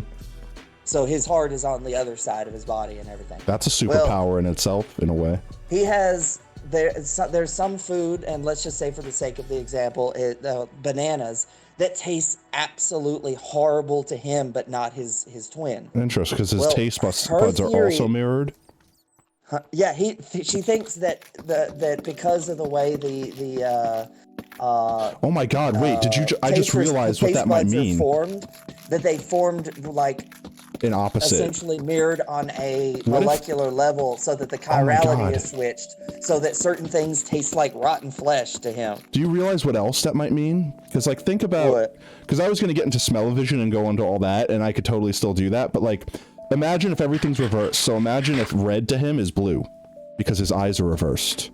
But to him, when he was taught blue, like you point to blue and it's like, this is blue, but he sees red. See, the colors we see are all arbitrary anyway. I know, but like, the information we don't know. We're receiving is completely different information that someone else is receiving anyway. Yeah, but he might legitimately... in a particular way, and we're taught that that's what that means. Yeah, but what I'm saying is because his stuff's backwards effectively, he might legitimately have reversed colors as well as taste and everything else. Well, for that, it would be a different mechanic, because the cones and rods in the eye for like detecting it has to do with it's not like something that's mirrored. It's the shape of the rods and the cones as far as what type of light that will go in. Mm-hmm. But with the tongue, chirality actually matters with the taste buds, because it's interacting with shit on a molecular level.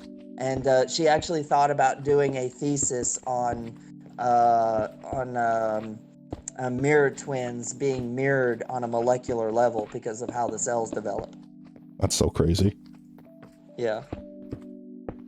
But now, as far as smell-o-vision goes, synesthesia is a very, very fun subject to talk about. But I mean, effectively, how you were saying, like for people out there that don't know, I was just gonna like quickly fill them in. So like, for example, like your sight could be tricked easily. Like right now, your sight is being tricked. You're watching the stream and you think that this is orange and red and this is gray and this is brown, but it's not. The only colors you're seeing right now are red, blue, and green. And they're just like repeating themselves in certain patterns. Like each pixel on your monitor is made up of red, green, and blue, or like I guess more specifically like cyan or whatever. I don't know. I think it's just red, green, blue, but it might be cyan, whatever, magenta. I don't remember. But Spike says Vsauce flashbacks.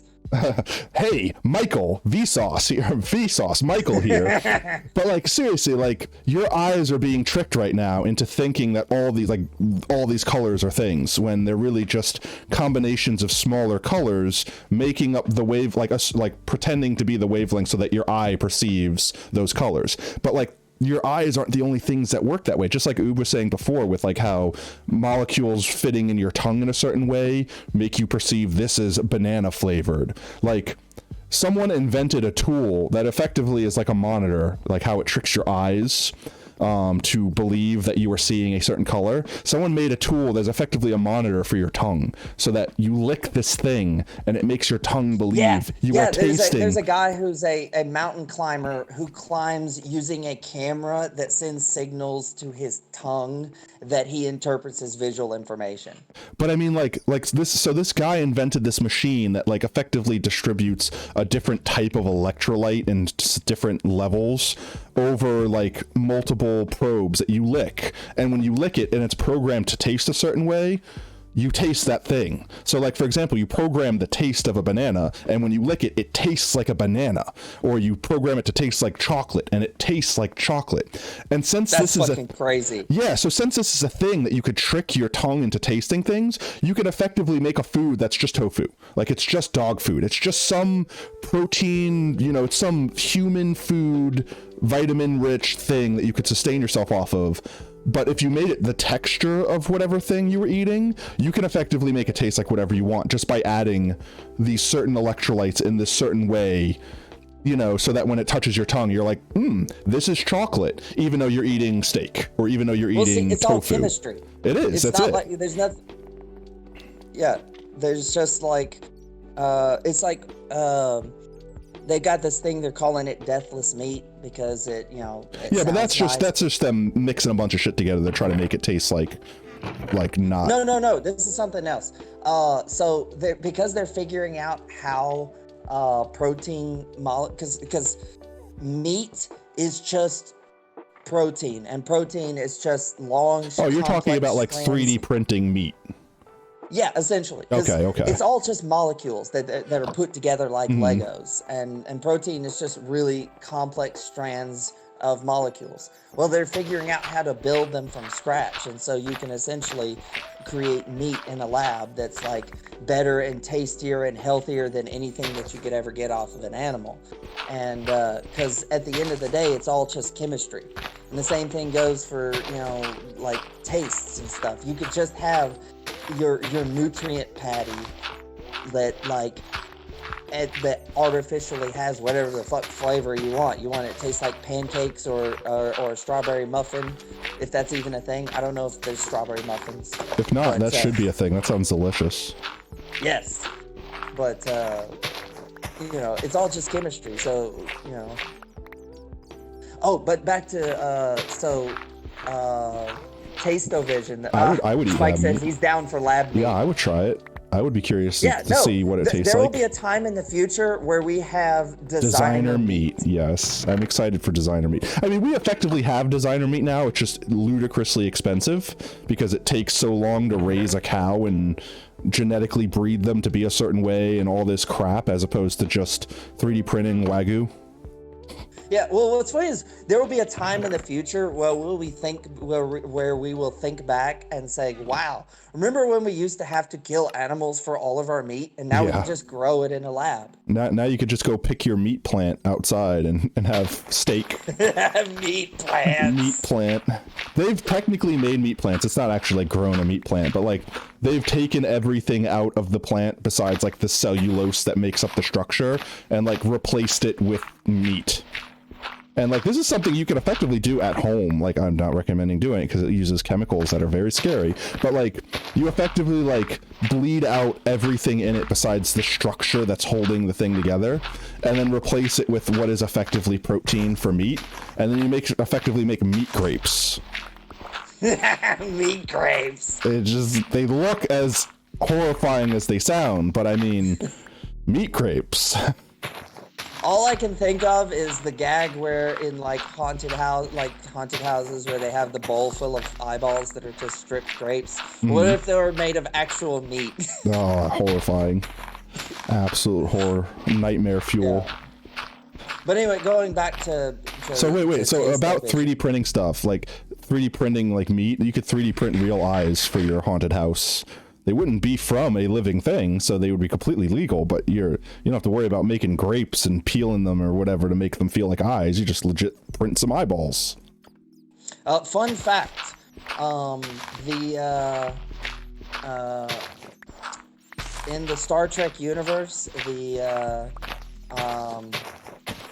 synthesizers can totally like create full, complete human bodies. Sure. Isn't that how their teleporter works? It just disassembles you and reassembles you somewhere else? No, the teleporter works off of a different technology. Oh, okay. The synthesizers basically, like, they essentially, like, you know how the holodeck works, where it uses, like, hard light and shit? Yeah. Well, the synthesizers basically just convert the hard light into actual matter. And so that you want a soda? Well, it converts, it creates an image and converts it into real matter with like bubbles already in it. And you have this nice bubbly drink, instantly produced with the glass that it's in. You can do that to a living organism, but because of the way the synthesizers work, it can't create anything that's currently living. And so they had like a murder mystery where they found out that the body that they had found was never alive in the first place because it didn't have any microorganisms living in it. I think I actually saw that episode. Yeah, because when your body dies, the shit inside of you stays alive for a long time. Yeah. Actually, technically, it keeps living for as long as it can. Like, that's why, like, corpses explode, because, like, all the things inside of you ferment and just keep going and multiplying, and there's nothing, like, your body your immune system isn't there anymore to, like, kill off, the excessive amounts of bacteria, because, like, you have bacteria, tons of bacteria in you right now, good and bad, and there's a balance required for your body to... There's an entire ecosystem inside your body. But, like, once your immune system is gone, because, like, your body itself dies, then, like, there's nothing to keep the bad bacteria in check, and then nothing but bad bacteria grows and duplicates, and the next thing you know, your whole body is fermenting and rotting, and then if those gases from those processes... from bacterial fart gas. Yeah, effectively, like, all those bacteria are making gas, and if you're, like, your muscles can't open or relax because you're, like, felled in a weird position or something, you're just gonna keep swelling up like a balloon until you pop. Like, that's it. Changing the subject slightly. No, that's fine. Please change it completely. Fun fact. So you know how there's like issues with methane buildup from all the cow farming, factory farming. Yeah. Well, contrary to popular belief, it's not actually due to farting. It's actually due to burping. Yeah. And this is because if you think about it, a cow has 4 stomachs that pre-digest stuff before it reaches the intestines. And so most of the methane buildup is within the stomachs. And so all that gas is going to come out more through the belches than the farts. Yeah, it's the path of least resistance. Yeah. And so they're actually coming up with these these pills to give them to like reduce the amount of methane that's built up in the stomachs. That's a creative way to get around it. But so what does it do? Because there's always a side effect to everything you try to do. You try to fix one problem, you make another one. Well, I think it just reacts with because like I know there's like you can get over the counter Beano pills. Yeah. Deal with gas issues, and I'm sure it reacts in some way to reduce the methane buildup, so that it like your body breaks it down in a different way. I don't know the exact science behind anti-burp pills. But Cows going back burping to be the the end of the smell-o-vision world. thing, or taste-o-vision as the case were. So there's this they had this guy where they basically it sent signals. He had a camera. He was blind, and they had a camera that sent signals to his tongue. And through practice, he learned to interpret, because it was basically sending video signals directly to his tongue, and he learned through practice to interpret the information so that he could essentially see with his tongue. That's so weird. And he was a mountain I don't know how climber I feel about because thinking he that. could see. He couldn't see color or anything, but he could see like the edges of surfaces really clearly, and so he could mountain climb like a pro, That's even though he was crazy. blind. Imagine being like a new mountain climber and having a blind guy that just climbs better than you, and you're like, bro, what? That's just that's like the ultimate dejectment. It's like, that's it, I give up. Blind man's better than me. Now we're talking about meat. Now I'm hungry. I haven't even eaten dinner yet. I don't know what I should eat for dinner tonight. Holy crap! It is after 10. It is. It's like 10:13. I figure I'll finish either finish this conversation or finish digging this hole out, whichever one we finish first, and then we'll probably wrap up for tonight. Well, to finish up on the smell-o-vision thing, synesthesia is one of experiencing one sense in another. As another is one of the most fascinating subjects to me, because it goes into it just goes further into that whole thing where we're not experiencing the world as it is, as we perceive it. Talking about color. Oh, that was perfect. My fucking shovel broke as soon as I finished. And it's nighttime, sleepy sleeps. So you were talking about color. Well, individual molecules do not have a color. Of course, because color is basically the like electrons or whatever bouncing off of stuff in the wavelength and all that. Photons. Yeah. Photons. That's it. Not Wavelength electrons. of the light that's bouncing off of a group of molecules. Yeah. Which means an individual molecule does not have color. It also does not have temperature. I mean, you need to have multiple things to gauge how much energy they have, which is effectively what temperature is. But a single molecule on the surface of the sun is no hotter than one at in the room temperature. Well, sure, because everything's relevant to everything around it. It's like saying if you were the only thing existed, is time moving forward? You know what I mean? Like, you'd have to have something to reference something to for anything. Yeah. For heat, temperature is a description of a system of molecules and not an individual one. Yeah, because it's the temperature of an object is the average motion of its constituent molecules. If you have a single molecule, there's nothing to average, and so temperature has no meaning.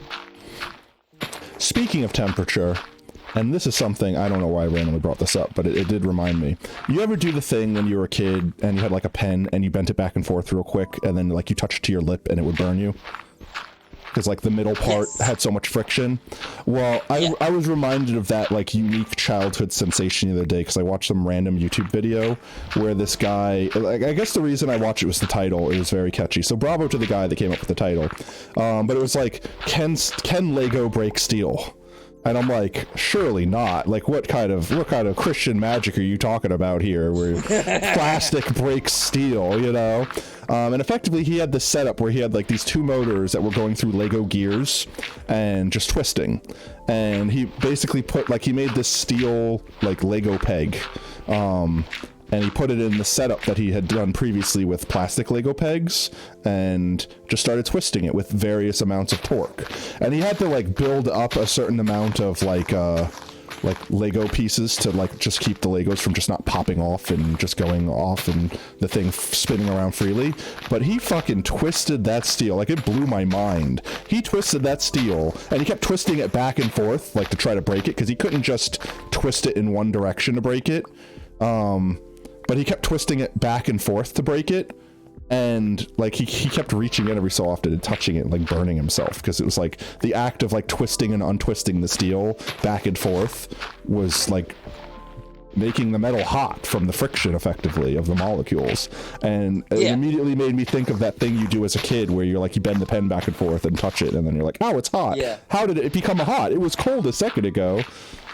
I actually just recently started like learning about material sciences, and like there's more to the heart. Like what's funny is the colloquial idea of how strong a material is really simplified because there's a lot of factors. Because like diamond is this one of the strongest. It's one of the hardest materials, hardest. But it's still incredibly brittle. If you course. hit it the right way, it'll shatter like glass. Yeah, I mean, you could like hit it on the perfect angle and like just break it in half. And then there are materials that are much softer, but have more tensile strength. Like graphene and stuff. Like, here's the neat thing about pure gold. So pure gold is incredibly soft, but it's what's the word? It's not tensile. It's there's like a handful of qualities that materials have that like they all have different levels of them.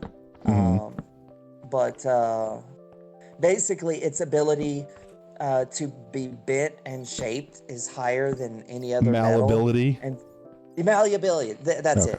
And you can take a single, like I think it's like 6 inches long by like 2 or 3 inches by 2 or 3 inches. The standard ingot that they have metal. If you had a single ingot of pure gold, you could use that single ingot to gold plate an entire football field and its stadium seats and everything in it. That seems super unrealistic. Yeah, but that's how thin the metal can spread and still hold its molecular bond. That's why like graphene is so like such a big thing for like durability, because it's like, you could have like a single molecule thin sheet of graphene and it's like almost bulletproof. Like not really, but you know what I mean. It's like as opposed for hours about graphene. It's fucking amazing. Like you think about all the weird, like if you ever play like the Hitman games and they got like, oh, he's got bulletproof skin because they injected bulletproof armor under his skin and this and that. It's like, honestly, if we can actually produce graphene properly, we could legitimately do that, because it's also like a semi-permeable membrane, so like we can make it to the point where it effectively like lets our body act normally like an implant would, but at the same time it's bulletproof. So if you got shot, like, I mean, don't get me wrong, if you've ever been shot while wearing a bulletproof vest, you still feel it and it'll probably still break your bones and shit like that, but it won't go through you. The key to like bullet resistant materials isn't stopping the force as much as redirecting. Distributing. Kevlar is designed to let a bullet penetrate you enough without actually killing you. Yeah. Well, no, you can't say without injuring you, because it will totally injure you. It won't kill you, hopefully. Like, grievously injuring. Yeah. Like, down for the count is better than dead. Yeah. Yeah. But here's the funny thing. Everybody talks about, graphene is so strong. It is so strong. But they have no idea of all the crazy, bizarre... isn't it conductive? Like, it's a semiconductor, isn't it? That they're discovering with this shit. Like, there's an entire new field of technology called twistronics, where they're figuring out that if you twist sections of graphene in a very specific way when it's layered with other materials, it starts having really bizarre conductive properties. And one of the things they figured out is how to essentially make a molecular scale transistor using graphene. Which means we are on the cusp of molecular scale electronics. That's so crazy to think about. Like all electronics, the most high tech, electronic technology we have, every bit of it comes down to the ability to have something be either on or off. Yeah. Because that's a 1 or a 0. It's wild. And they figured out how to do that with because graphene is literally a single layer of molecules. And fun fact, you can make graphene in your home. All you need is Scotch tape and graphite. And if you Have a stick pencil? the tape to the graphite, it'll pull flecks of it off, and in the process, some of those flecks will form into graphene. That's crazy.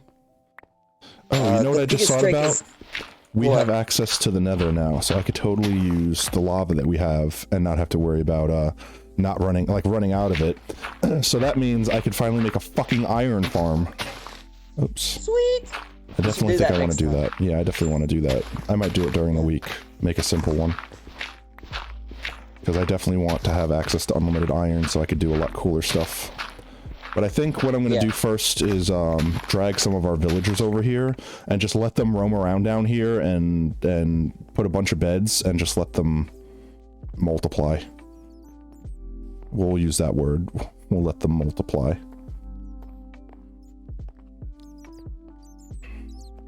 And then we can have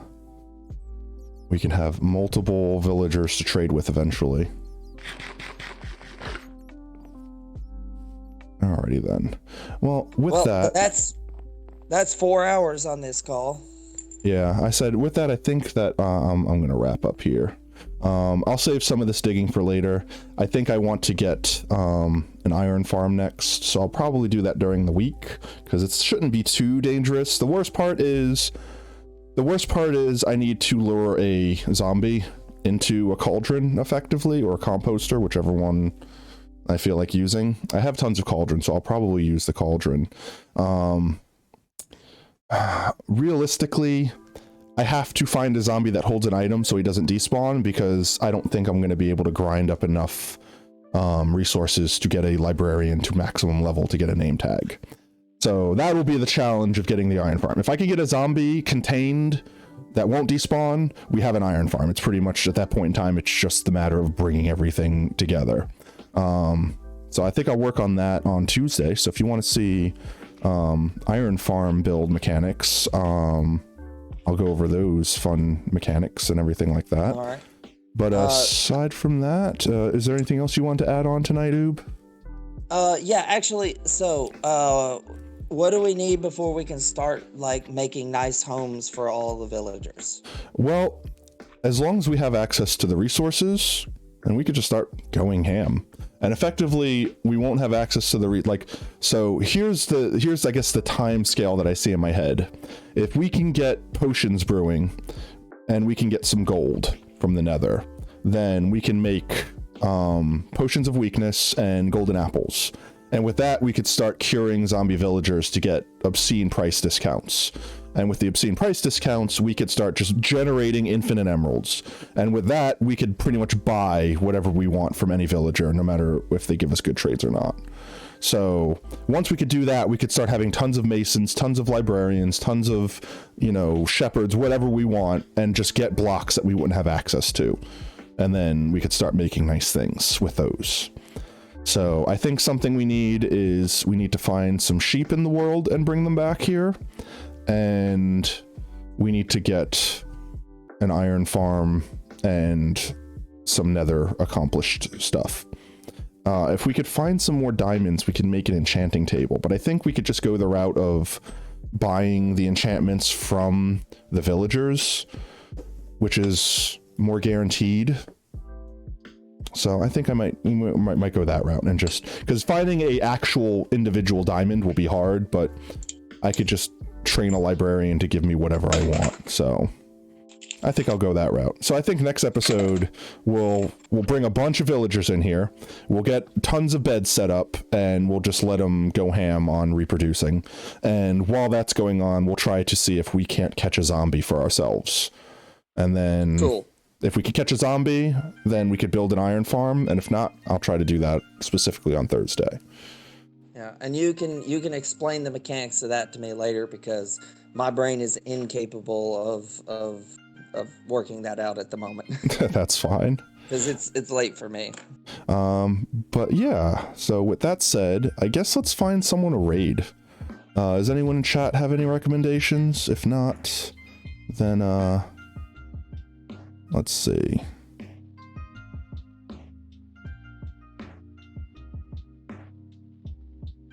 Let's just look on Twitch and see who's online and playing.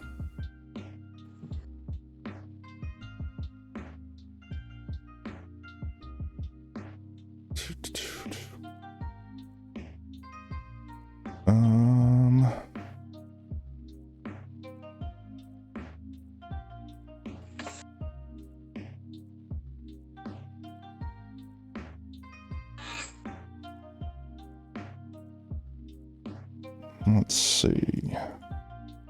How was Minecraft?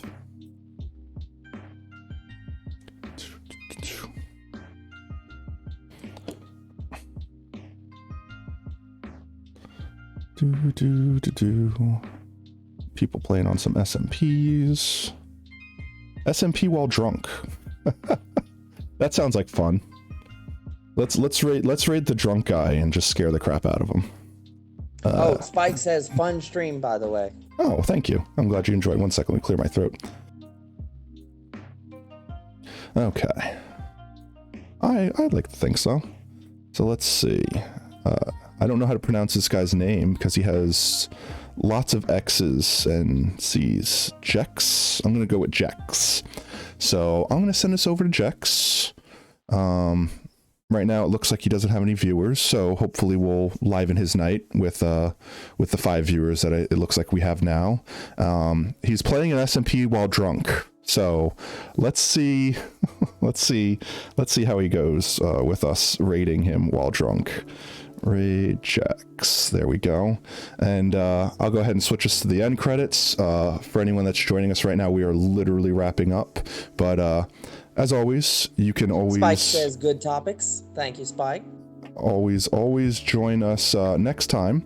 Our Discord is down below, as well as our Twitter, and we stream every Sunday, Tuesday, and Thursday. So if you need exact times, just check down there. I like to be very consistent, so... Thank you for the heart, Spike.